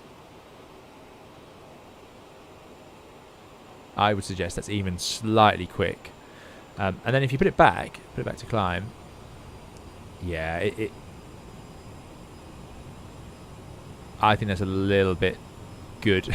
But even so, still shows you it's not really accelerating. So the auto thrust doesn't actually have as much control over the speed in the cruise as it does lower down. The result being you just sit further away. So it's effectively the same. That's a very long answer. Yeah, here you go. So now we're at climb thrust. We're at higher thrust than we were earlier, and it's barely managing to get back up to that speed. Matthew says, have to pay attention in the 767 as well. The way the autothrottle logic makes it really vulnerable to overspeed and turbulence. There you go. Yeah, so if you're sitting at the red bar, even with autothrottle, you'll overspeed. So what we do in the Airbus is you just pull the speed back, get it back from 7.8 down to sort of 7.6. I assume the 767 goes a bit faster than that, Matthew. But yeah, I know in Boeing's, and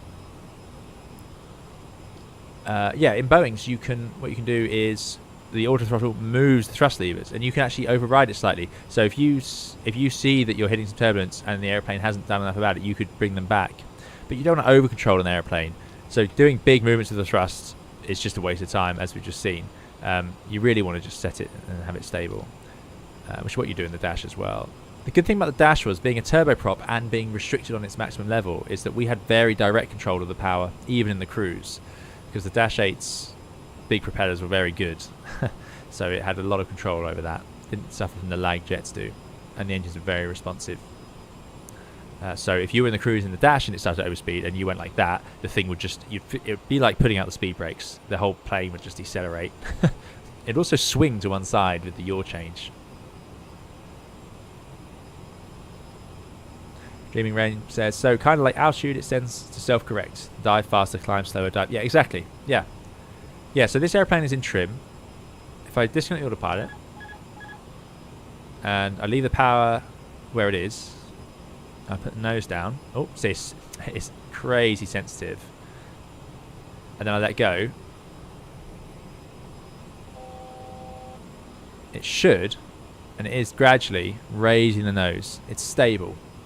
So it's trying to get the nose, it's not trying, but the physics are saying that we're producing more lift, so it's pitching the nose up, and it will sort of balance itself back out again. Not perfectly, but you're going to have to intervene, and there's so many variations, wind, temperature, pressure, and so on. But all these things would affect that. So let's put it back where it was. So that's a stable aircraft, as it were. And aircraft are designed to be stable. Autopilot engage, FMS, alt S. Now, if you get an aircraft slow enough, where the nose is up high, it goes into what's called, we call it the back of the drag curve. And what happens there is, you've got the nose so high, that what actually happens is, as you slow down, the aircraft is having to raise the nose more, and it's producing more drag, trying to generate the lift out of the wings. So you're in the very last bit of the, you're trying to get as much lift out of the wings as you can, but it's having to raise the nose so much that it's creating more drag. So what happens in the low speed regime is that you're actually at risk of stalling, because you're going to raise that nose to try and maintain altitude, and then it's going to lose more and more energy as it does. So it becomes speed unstable. It's very unpleasant to be there. And it's effectively where you are just before a stall. Not something you'll get a normal jet airliner into routinely.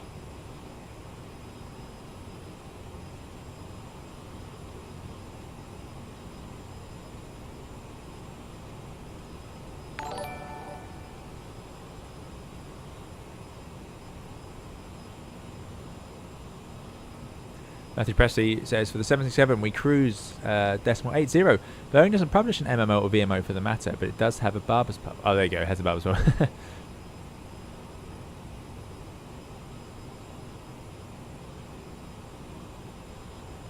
Yeah. Okay. So a bit of chat here about Mental Pilot's video about 737 yokes being a factor.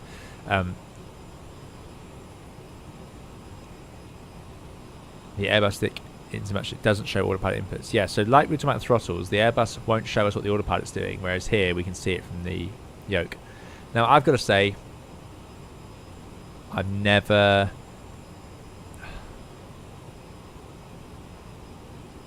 found that the yoke side stick issue I haven't noticed in the Airbus. The thrust levers, yeah, a little bit. But in the Airbus, you can see what the airplane wants to do, and there's a reason for that. So there's an idea. Jadas, thanks for the follow, and Matthias, thanks for the follow as well. I hope you're doing very well. Great to see you here. So here we got this. So this is sort of a hybrid, isn't it? We've got the yoke, so I can see what the autopilot's doing through the yoke, and I can't say there's no auto thrust system, so I can see what it's doing here. So it's a very manual aircraft like the Dash. In the Airbus, you can't see what the autopilot's doing through the yoke because the yoke's over here, sorry, the side stick, and it doesn't move.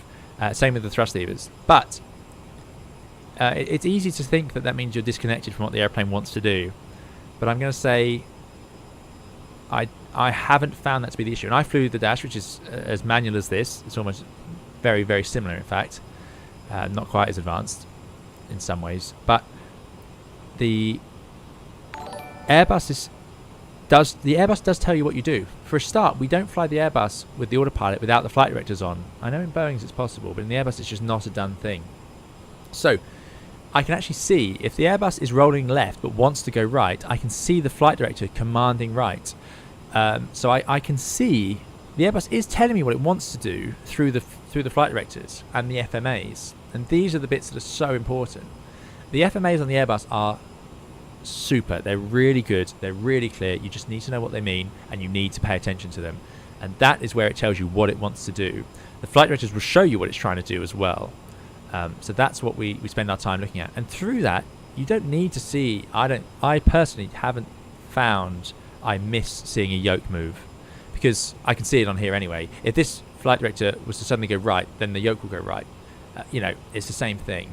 And if the flight director's gone right but the airplane's banking left, it tells me this isn't working. The airplane's not achieving what it wants. I need to take over or do something about this. It could be environmental conditions and so on. Now there is one thing I do think, which is if you have two side sticks, the only downside is I can't see what the other pilot's doing with their side stick. So here, we take out the autopilot, both yokes move together, so you can immediately tell what your colleague is up to. Now the reality is you're not often concerned about what your colleague is doing, but you might want to check on what they're doing, and it could be reassuring. But again, in the Airbus, you just feel it through the airplane. I've said it quite a few times, but when you're pilot monitoring, you'd be amazed how sensitive you are to the airplane and what it's doing. You're actually more sensitive than pilot flying. Pilot flying is like the driver of the car, so they might not feel aggressive inputs as much as pilot monitoring, because when you're pilot flying, you're prepared for them. Your body tenses in accordance with what you're doing, whereas pilot monitoring just feels it all. You don't know what's coming, so you can sense a lot of what's going on. So you tend to feel what the other pilot's doing with the aircraft. But having said that, you can actually see what they're doing as well. Yes, it's not quite as handy as having a yoke in front of you, but if you look here, you can see the side stick. The side stick's in front of the other pilot, and it's true from both seats. So you can always see. The reality is, in the Airbus, you can see what the other pilot's doing with the side stick, and you can see what the autopilot wants to do through the flight directors, which is the reason the whole airplane's been certified and flies around like that. That was a very long answer to a question nobody asked me, but those are my thoughts on it. As Deadeye says, yeah, you can see the hand, exactly. Dreaming Rain says, I usually hide the yoke anyway because it's not so easy for me to lean my head around to see it. Yeah, I do in the sim. I usually get rid of it. Wrangler says that would explain backseat drivers. Yeah, there's a reason you don't get car sick when you're driving, and the passengers do. Or they hopefully won't, but they can.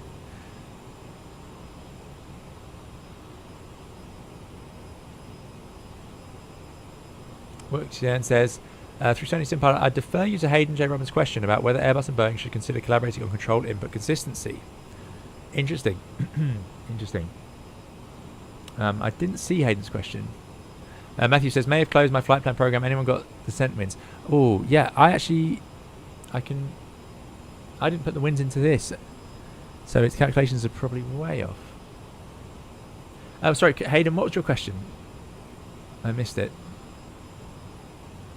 No, I've only got average wins for the whole thing. Where's my sim brief? Does it have descent wins?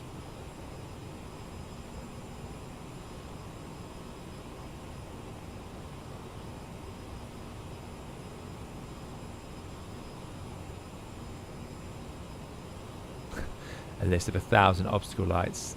Absolutely brilliant. There we go. Descent winds 350-271 at 101. Yeah, well, if you put in some levels you need, I've got the descent winds here if you need them. I need to put some winds in, actually. I don't remember. Is it in the VNAV page? Next page. Speeds and cruise. Speeds EPA, no. Descent info, no. Is it in our flight? Little legs, leg wind. Aha.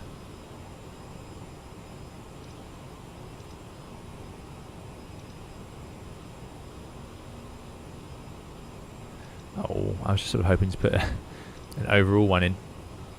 Can we not just do that? The lazy way. Oh, actually.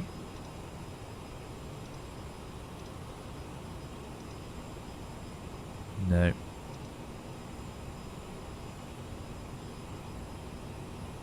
Don't think we can.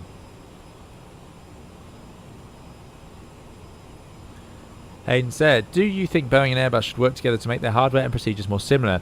There have situations where differences have been factors in serious incidents.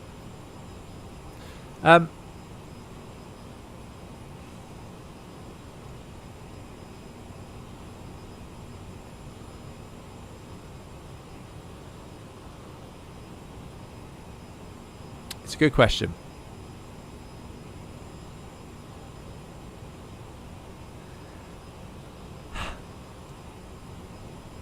The differences in Boeing and Airbus come from quite deep-seated things. So in the Airbus we leave the autothrust in whilst we take the autopilot out. So it's the standard way of landing an Airbus 99% of the time. Autopilot out, you can leave the flight directors on and you leave the autothrust on. My understanding is in the Boeing, that's not the case. You take the autopilot and the autothrust out at the same time to land it.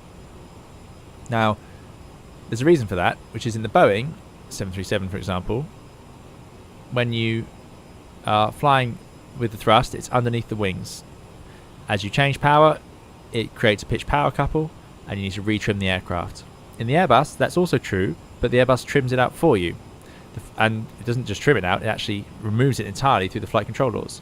So that's why we leave the autothrust on, because we can. So there's some quite big differences in some of these. They sound small, but they're quite major, and it impacts quite a lot about the aircraft. It gets even more complex when you start looking at failures. An Airbus with quite a serious state of failure, as in, and I say failure, I mean degraded, actually turns into a 737, but it doesn't have a trimmer on the side stick, so we have to trim manually using the wheel here. So it's actually quite uncomfortable. It's not designed to be done like that. It's not very pleasant. It's doable, but it's nowhere near as nice as sort of trimming with a yoke switch like you have here on the CRJ or the 73. So if they would have to, it would be such a big change to get them closer together, and the worry then is that you're going to miss out on innovation or advances. So I would suggest no, I don't think they should. I don't think they need to. Perhaps they could if they wanted to, but I would rather see people push and improve these things as rapidly as they can and not be limited by trying to keep things together. That's how we end up with things like the 737 MAX, where the overhead panel looks worse than this, even though that plane's much newer than this design, you know, or indeed much newer than the A320's design. And I would rather, and same with the Q400, by the way. So I would rather see them work at making a better aeroplane, and then we learn that aeroplane. That's my personal opinion, though. Matthew says, autopilot off, autothrust off. Plus, with the pitching moment from thrust changes, hand flying with the autothrust on is really annoying. Will easily get you 1,000 feet per minute climb or descent if you aren't paying attention. There you go. Yeah. So that's flying a Boeing with manual thrust. Yeah. That's what I suspected. Yeah. Interesting. We've had some big questions today. It's been good fun.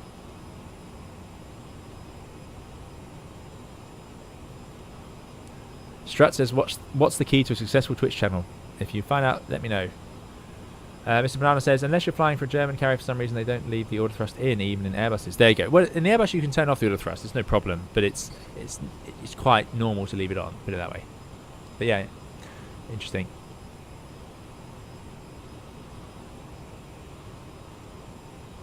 But good question, Hayden. Yeah.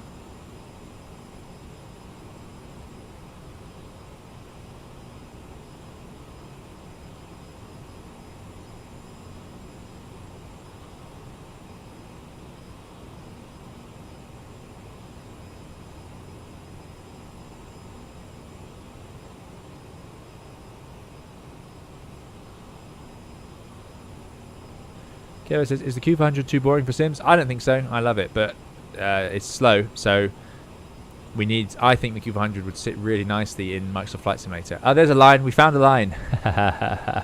It's drawing it as we go. Oh, no, it's not. It's unsure. Finally. I was too impressed with it. James says, did you fix your Phoenix? Mine only works now if I start the app before. Then it loads fine. Not sure why. I have reinstalled it today. I have had luck with the app already running, so I'm hoping I can get it to work reliably, and then we can stream it again. TGPD says, in my opinion, Boeing and Airbus should stick to the ways they do things right now. They both have their own ways of operating aircraft. If all manufacturers merged into one, there'll be no competition, therefore no rapid improvement. Yeah, there you go. Agreed.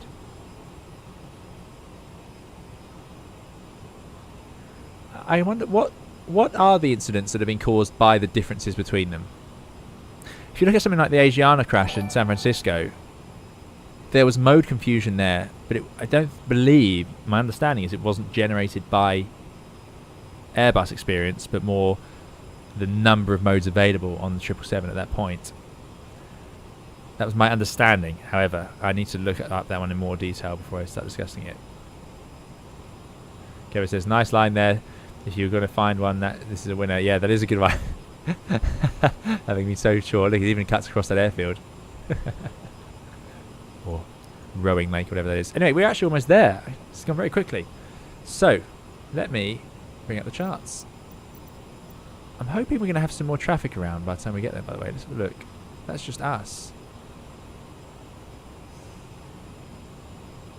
I'm worried. I don't think FS traffic, I think it's working on a different time of day. I've even put it at 200. Because you have to, with FS traffic, you have to open this and tell it where you're going. That is one thing that has to happen. Otherwise, it won't load in the traffic in time. Anyway, that is for another day. So, charts. So let's see how good this is. Let's go to our rival. Charts. So automatically pinned the ones in our flight plan, which is very clever. I've never seen anything that's capable of doing that. So we got the Vista RNAV arrival for runway 28. Now is 28 in use? I would guess so, given the strong westerly winds up here. I'm still learning FS traffic, so I will compare it to fly-by-wire, and I'll let you guys compare it when I get the video up and running. Wrangler, yeah.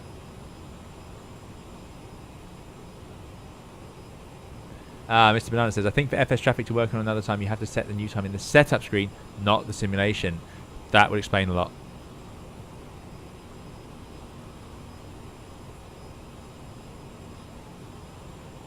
Matthew says, it's really not that bad not having an auto throttle, as you get good at it. I've done 3-hour flights without having to touch the throttles once I set them. Yeah, exactly.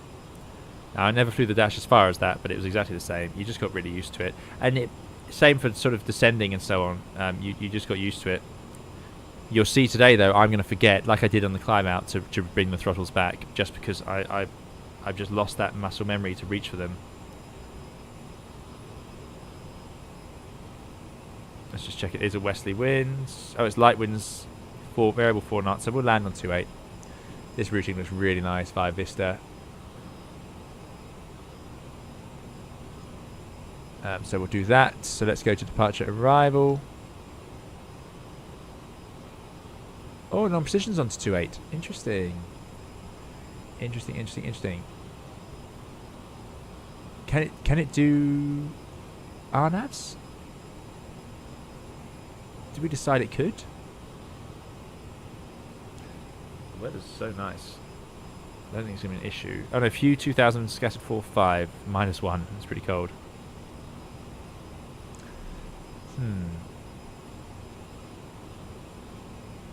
I haven't noticed. FS traffic's been very good to my FPS, as long as you follow the settings very carefully.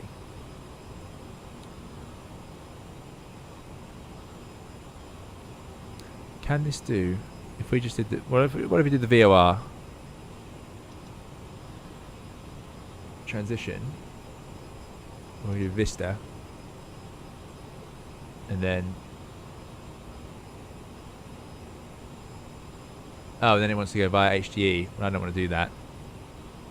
Let's go to the yoke again. Let's go to zoom in. Oh no, there's a way to do this. Let's see if I can get that right. Hiroshima area traffic. There it is. American 411, descending by level 340 for the RMP runway 8. Okay, Matthew's going for the RMP. He can do that approach. So we can do the RMP, can we? RNAV28's in there. Let's give it a go. Let's give it a go. It's the modern way. RMP28. We've got Vista and Monta. Actually, no, I don't really want Monta. Let's just skip that. No? Well, actually, let's see if we can. Indecisive. Lala, Britta.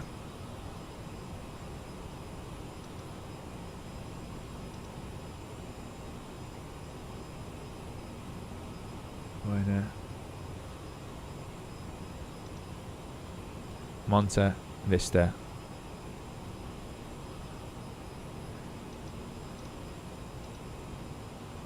So if I delete that,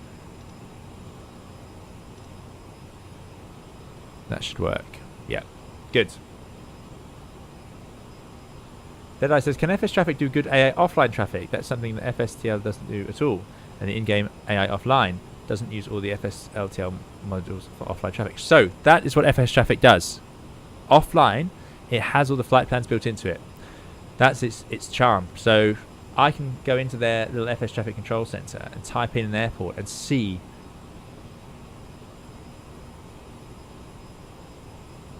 my FS traffic app's actually crashed, but I can see the departures and when they're expected to go, and then you can hear them called up in the sim. It's quite something.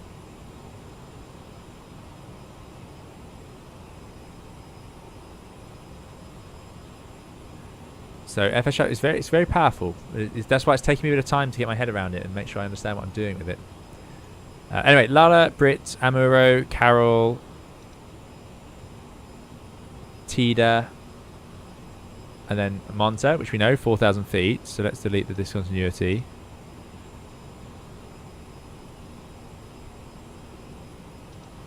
No, something's gone wrong here. Why can't I see properly? Where do I get to the plan?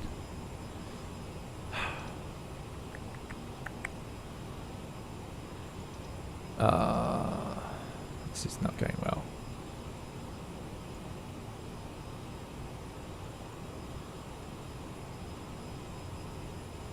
Why have I got that double white line? It's trying to send me back out somewhere, isn't it? I don't know where it's trying to go.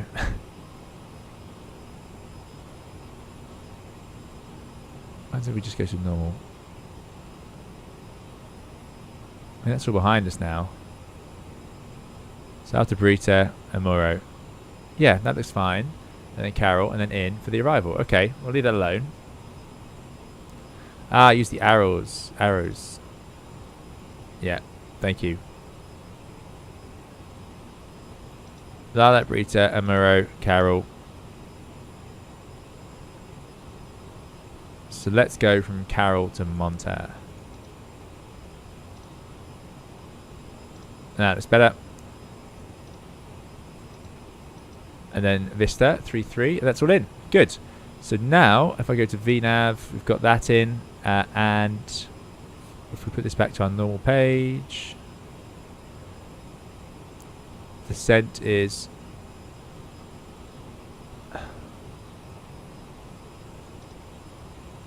this is the bit where this airplane gets hard. How can I get this to show us anything like a descent plan? I don't know. Anyway, we're going to Vista 3-3. Does it have an approach button that works on the VNav, or do we just do nav? There's no VNav button, is there? So I'll try approach, I suppose, if we get lower. If not, we'll just fly it visually.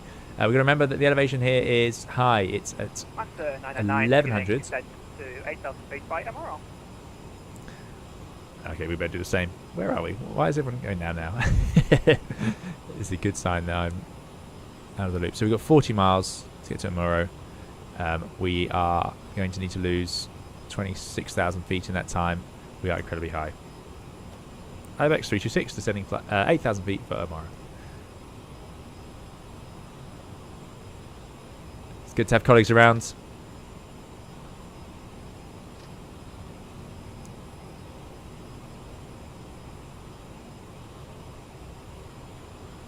$8,000.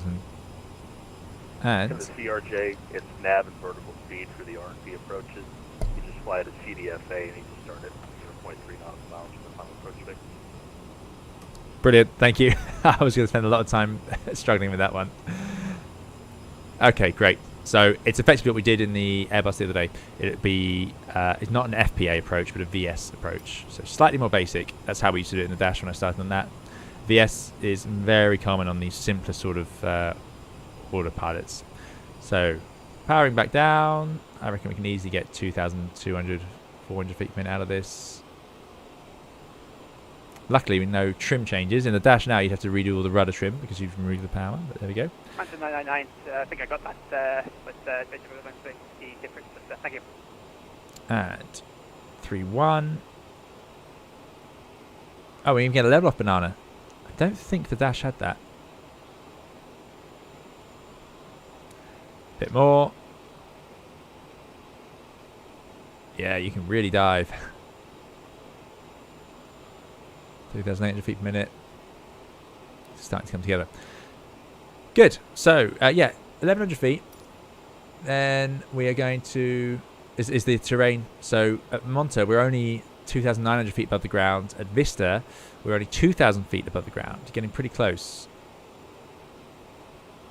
Was that right? Yeah, we're 2,200 feet above the ground, yeah. So then we're going to descend.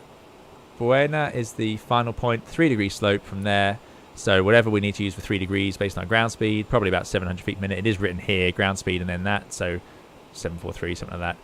And then down we go. I don't know if we'll get a vertical profile. I think we might keep this then. The dash would show you a vertical profile, and you could engage it. The dash eventually was allowed to use VNav, but the CRJ doesn't even have that engaged mode or that button.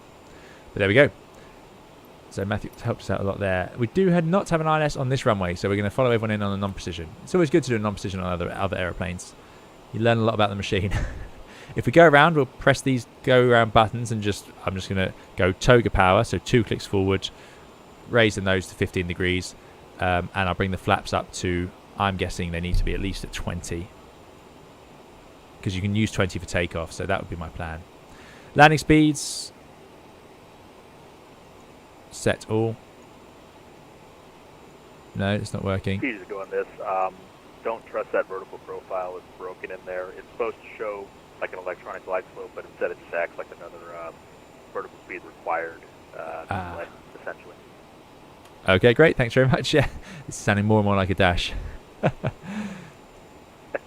It's in the dash you had a VNav scale, but what you did have, the best thing the dash had in the FMS, there was a page, don't ask me what it was, and I think it works in the FlyJ sim, and it would show you the vertical speed required to get to the next waypoint. So you could use that down the non-precision approach, and it would effectively be all you had to do. You just copy whatever that said, and yes, you would still check it step by step, but it was great. So you could just see that, and it would go to like 900, so you'd set 900, then it would go to 600, you set 600. It was very good.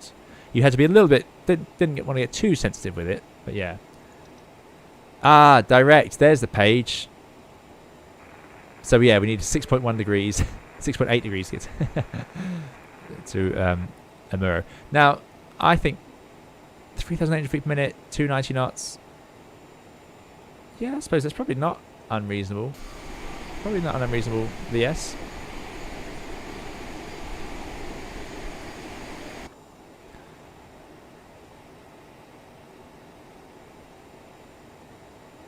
Unfortunately, so this shows us... I'm not sure what this is showing us. Or why the outsail's there. But what if I put in the platform? 2.8. What does that do? Nothing. I'm going to stop fiddling. Good. Anyway, it's time for the descent checklist. Landing elevation is set. We said it's 1100. It's still set. Fuel checked. We've got a total fuel of 2.3 tons. That's plenty. We have burnt quite a lot though. We've been quite thirsty. 2.3 tons. Let me just check what our final reserves were supposed to be. Should be quite light on this. So, alternate fuel of 900. That's quite high actually. It's classic old Simbriefs alternates being miles away, half an hour away. Final reserve 600. So we need to land with 1.5. We currently have 2.3. We have 800 kilos for the approach, descent, and landing. I reckon that's plenty from this stage. That would be enough in an Airbus, frankly, from here. Good. Although, to be fair, this airplane it's not much better than an Airbus in terms of fuel burn. The final reserve fuel is 600. Oh, no, it is better. It's almost half, actually. It's very good. Right, we're going to set the QNH, which I need to do by pressing B. 106, there we go. So, QNH, very important. So, we need the radio altimeter, 2,500 feet, should come alive when our altimeter says 3,600 feet-ish, which should be at some point after or just before Vista on this base leg. Then we're going to turn final towards Buena, descending to 2,800 feet. Then we're going to get there. Traffic American 411 overhead of Muro, 10,000 feet for the RNP runway 28 approach. Hiroshima traffic. Oh, we've caught up. There's the ANA in front, and then I can hear Matthew in front of them, who's just passing a Muro. So the question is, how close are we to this traffic in front? Anyway, I think we're pretty close. Could be time we slow down, help each other out here. It is 8,000 above, so I'm going to back off the vertical speed and slow down. Hiroshima traffic, IBEX 326, reducing speed 250 knots. We're currently 5 miles away from Muro, reducing 250 knots for spacing. So you're good. I'm going to haul it to the final approach. Things got dragged. Okay, great. I think then you're number 1, so I think we must be number 2 then behind you. So we must have overtaken someone. That's good. I think that must actually be Matthew then. That professional speed, right? Exactly. Yeah, that's Matthew. Okay, fine. We'll carry on then. But I will back off the VS a little bit anyway, because we don't need to be going down this fast. Manchester 999 to IBX, I'll maintain my speed behind you in comment of number 3. Great, thank you very much. Good, this is working out. We've got team players with us today. This is great. So, there's 8,000. Next restriction, 6,000. Now Nippon 351 directing Beast to 22 miles away. 22 miles. Ah. So there's an all Nippon who's getting close, but must be coming at a different angle, I'm guessing. Anyway, we're going down to 6,000 in the window. Getting that VS right back now. Getting the speed. You can hold it about 250. Just to remind me to put power on. Because what's going to happen here is I don't want to get distracted as we get close in and lose energy. So Matthew's zooming ahead to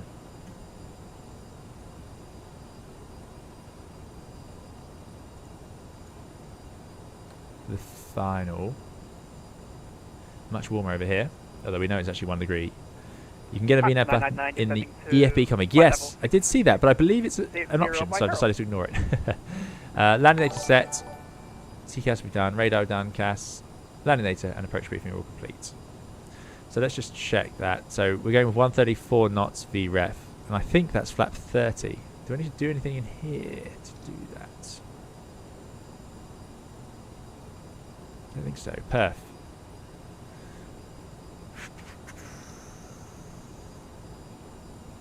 I don't think so. No. Oh, so it's 270. So Carol below 8 we are, which 7,000, that's fine. Now we need to be above 4,000, so we'll put 4,000 in the window.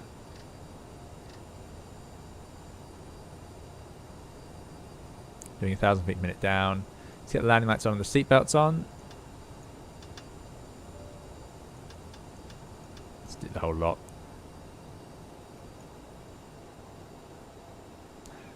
I want to have the energy back now just so that the approach is a little easier for us.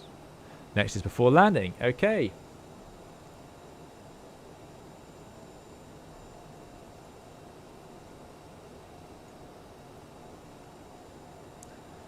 Right. So there's Matthew taking the shortcut. And I'm hoping that's Manta behind us. I'm going to carry on with the route I'm doing, just to build in a bit of space. So Matthew.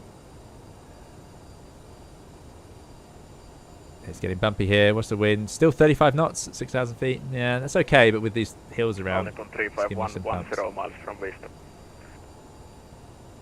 All Nippon's 10 miles. Ooh, this is getting a bit confusing. Where is the All Nippon compared to us?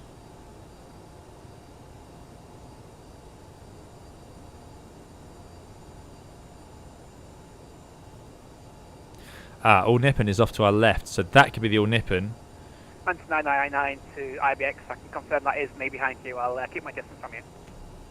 Okay, great. Thanks very much. There is somebody else out here off to my left and behind, which I think is the All Nippon. So we are going to see how this works out. Sam Glassy, thanks so much for your 20 New Zealand dollars super chat. Really, really appreciate it. Sam says, always learning heaps from your content. Would love to see another BA146 flight. Thanks for keeping me mentally sane for years during PPL and flight attendant training with the airline. Finally managed to catch a stream. That's so kind of you, Sam. Thanks so much for coming along. Thank you for your kind words. Thank you for that very kind donation. Oh, there's Matthew in front of us. Really, really appreciate it. I'm going to start slowing down now to get ready to configure. Because we need to go down to 3,300. But yeah, really appreciate it. It's very kind, and I'm glad you've been enjoying the streams. 146 is definitely on the cards. I've been practicing with it. I've been starting it up and so on recently. So yeah, it's on the way. Right. We're on this leg now. Vista at 3.3. Bueno at 2.8. I'm actually a little bit high. So I'm going to go straight for the 2.8. Actually, we don't need to do that. Let's just get the speed back. Let's get the first bit of flap out. Go to flap 8. Keep the speed coming back. We'll be above 3.3 at Vista. Unfortunately, I think the All Nippon is out there. There's the All Nippon. And that's called a constant relative bearing. So you can see that they're actually steady in the window, which means we're going to hit. So this is about to be a bit of an issue. So what I'm going to do is I'm going to break off. So I'm going to go to out. I'm going to go to out capture 3.3. Let's climb back up. Oh, actually, are we turning in front of them? Maybe we're turning in front of them. This could work out. Okay, we'll carry on for now. 2,800 in the window. Back to VS. Bit more flap out.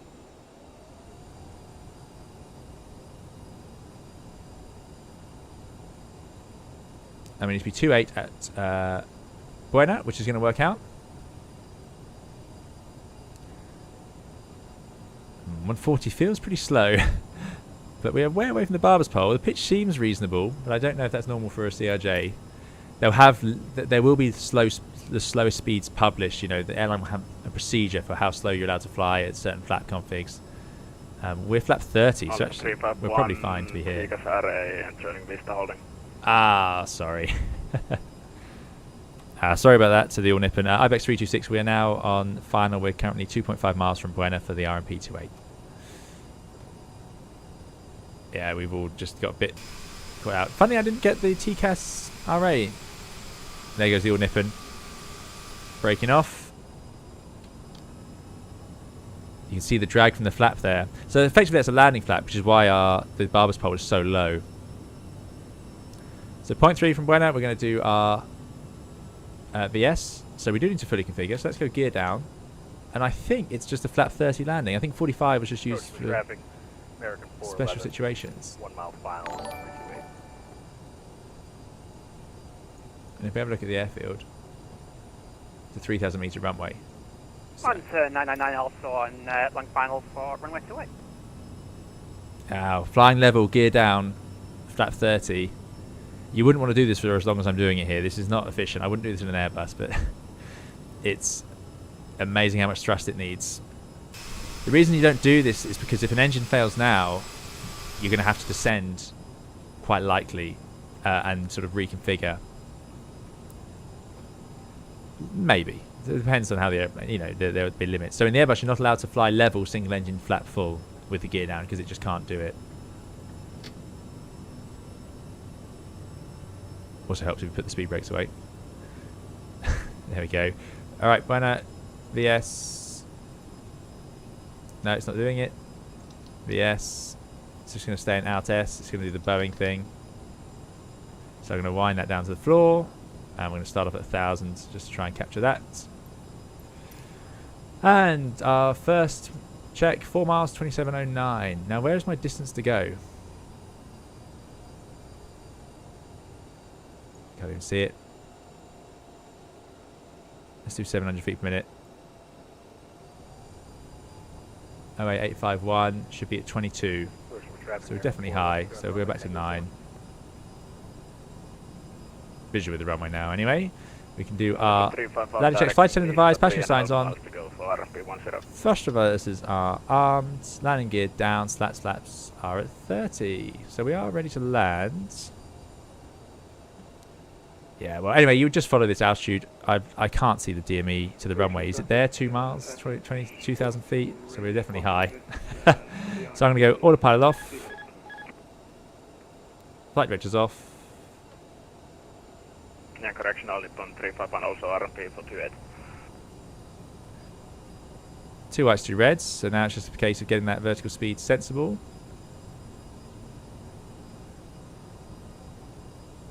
I didn't start the replay. That's my mistake. And I haven't got enough hands to go and sort it out now, I'm afraid. Or do I?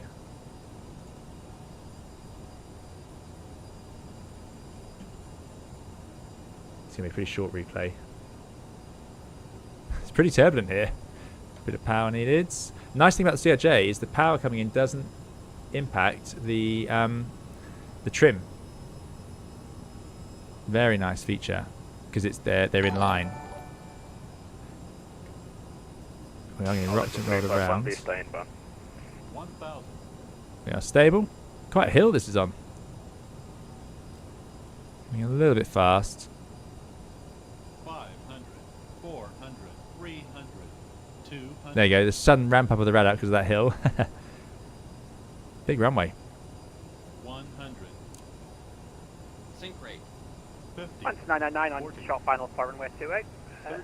Idle. 20. 10. You have to get so low in this airplane to touch down. There it is. Spoilers deployed because they're automatic. It's quite a nice feature. Reverses out. Not even touching the brakes. Airbus 326 has touchdown runway 28 at Hiroshima. We'll take this high speed, get off the runway for our colleagues. It's not really high speed. We'll take this low speed. Excellent. Welcome to Hiroshima. That was a challenging approach in the sense that using VS is you got manual thrust. You're trying to use VS. I forgot about non-precisions in the dash that were like that. Our colleague can land after us. You can do land afters as long as in situations like this. Airbus 326 runway vacated. I did get a replay, so that's good. I did manage that. Yeah, it's the only interesting thing about the Aerosoft CRJ is in the flare you have to actually push forward slightly on the yoke, which has been something quite strange. Quite strange. Not really a fan of that feeling. The other plane that does that is the Kalamata Concorde. I don't know if that's real handling. Matthew, is that true? How would you flare the CRJ 700? But to me, there's not many aircraft where you have to... Oh, the traffic! That's great. Where you push forward during the flare. Excuses? A bit late, Ed. I should have thought of them already, but yeah. Actually, I'm probably seeing these messages late. I suspect that's what's happened. But yeah, anyway. You can always land flap 40 in the CRJ, flap 30 only for single engine, as far as I know. This is Martin. Ah, there we go. Answer 999, vacated runway 28. There we go. That's James. That's Manson 999 has landed with us. Excellent. Thanks for flying along, James, as always. Thanks, Matthew, for flying along and coming along and helping us out.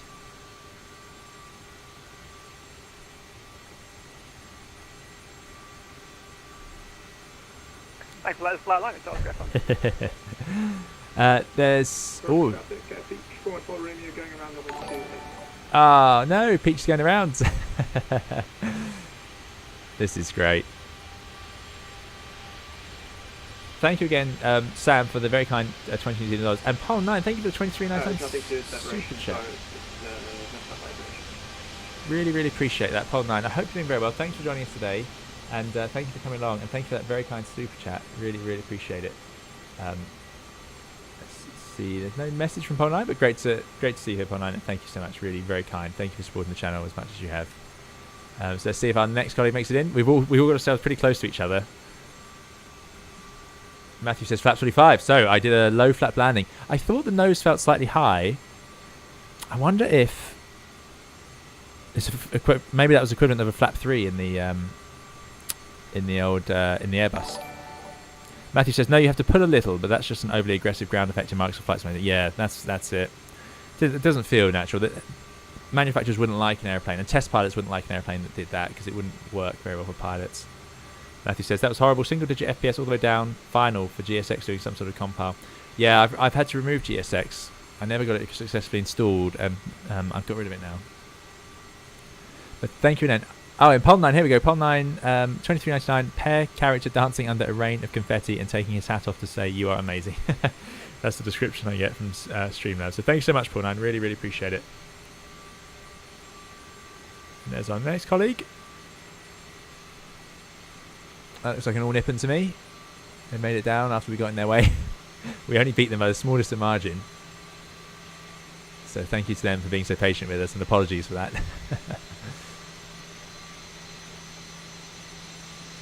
This is great. Great fun. So that was Matthew, I believe. Matthew, what did you fly?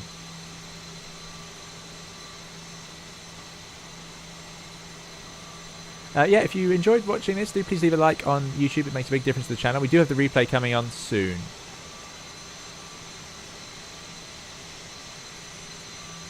Tiny Truck says, I second having more BAE content. Love that little airplane. Okay, the 146 is popular. We can do the 146. I love that. I love that plane too. All Nippon 351 vacated from runway 28. There's the all nippon. So these are all the FS traffic models. There's the next colleague. The Speedbirds made it down. What about you guys? That was a windy approach. It was. Short final was breezy. It was rocking around, and I was trying to fly. I had my left hand flying the joystick, and I had my right hand trying to move the mouse into the replay. So yeah, I agree with James there. Matthew was in the MDA2. Was that the Leonardo?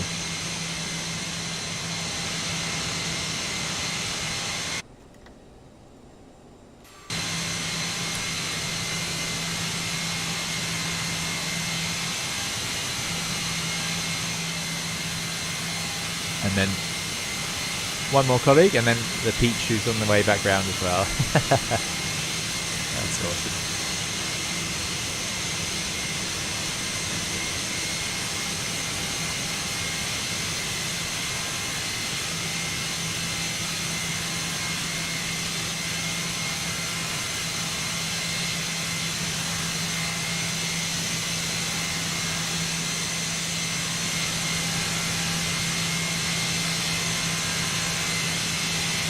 It's amazing how far Flight Sim has come. Yeah, good stuff. One generic model. I guess that's the... Oh, I don't know which airline that was actually. And then there's that Peach out there. Right. Just because the sound is getting a bit much, I'm having to shout. Let me disconnect from VATSIM. So thank you to everyone for flying along. I'll let the Peach have their second approach in peace. let us have a look at the replay. That's why I've left the airplane running, of course. So we found out subsequently that we used the wrong flap setting, which would explain this nose high sort of final. We did have the wheels down by this point, by the way, I will say. So let me just pause the replay and let that do it. So here we go. All fine. I don't know, pitch felt fine, but I did come in about 10 knots fast, so I suspect that's what I did there. So I think I had the wrong speed for that flap setting. But there we go. Into the flare, and now I'm pushing down, pushing down, pushing down. Nice. Happy with the landing, though.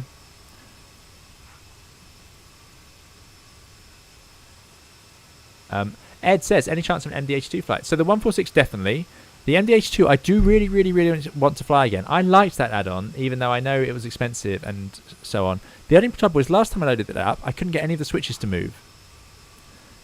The MDH2 is so different, I'm going to need to spend a little bit of time relearning it. That's my only issue with that one. But the CRJ, like I say, pleasantly surprised how much I managed to remember. But I suspect that's because of my Bombardier previous experience might have helped a little bit. And we did fly this quite a bit when it came out. I like this add-on. I still like it. I think it's a nice representation of a relatively unique aircraft and something a bit different. It's also a very pretty airplane to look at, so I like having it in the sim, and I like looking at it really. And it handles nicely on the ground. It's got a good EFB. It has good panel state saving. The options to go cold and dark and so on are really good. So yeah, I've enjoyed it. Enjoyed it again. Glad we took it for another flight. Okay, so it's time now to. By the way, I really should have known about this approach. I'm so glad we did 2.8 because it's stunning to have this big pit. I say pit, you know, this valley underneath you when you fly the approach. This is really cool. And again, another treat of Microsoft Flight Simulator. Look, you can see the farming going on the hills. Just great. Real treat that we get to see, you know, a representation of what it's like. Absolutely love it. So, yeah, thank you all so much for coming along. Really, really appreciate it. Thank you to the moderators for looking after us on both YouTube and Twitch. Thank you for those incredibly kind donations. Thank you again to Pol9 there at the end, along with Sam. Really appreciate and everyone else who's very kindly donated towards the channel. Thank you to those of you who flew along. It's absolutely great fun to have everyone fly along with us. So yeah, thank you all for doing that. And thank you to Matthew, of course, for your help with the CRJ today, for flying along with us. We'll be going live again soon enough. We'll get the 146 in the air soon, and of course we'll be back in the Airbus, no doubt, as well as I do want to get the MDH2 at some point in the air. So lots more airplanes, lots more streams to do. So do please subscribe and put the little bell on if you want to be notified of those. Also join the Discord where I'll always post new streams, even if they're last minute. I'll always put an alert out on that so you'll get notified on your phone or whatever. And I will also say thank you to everyone for watching along, for chatting along, for just enjoying it. Really appreciate it. And if you do fancy leaving a like on the way out, that's really appreciated as well. So I think that's it. Time for dinner here. We'll see you all next time. Thanks, Paddy. Thanks, Mr. Panacito. Thanks, Streaming Rain. You're all very welcome. Thanks again to the moderators for looking after us. And we'll see you again next time. Have a good evening. Bye-bye.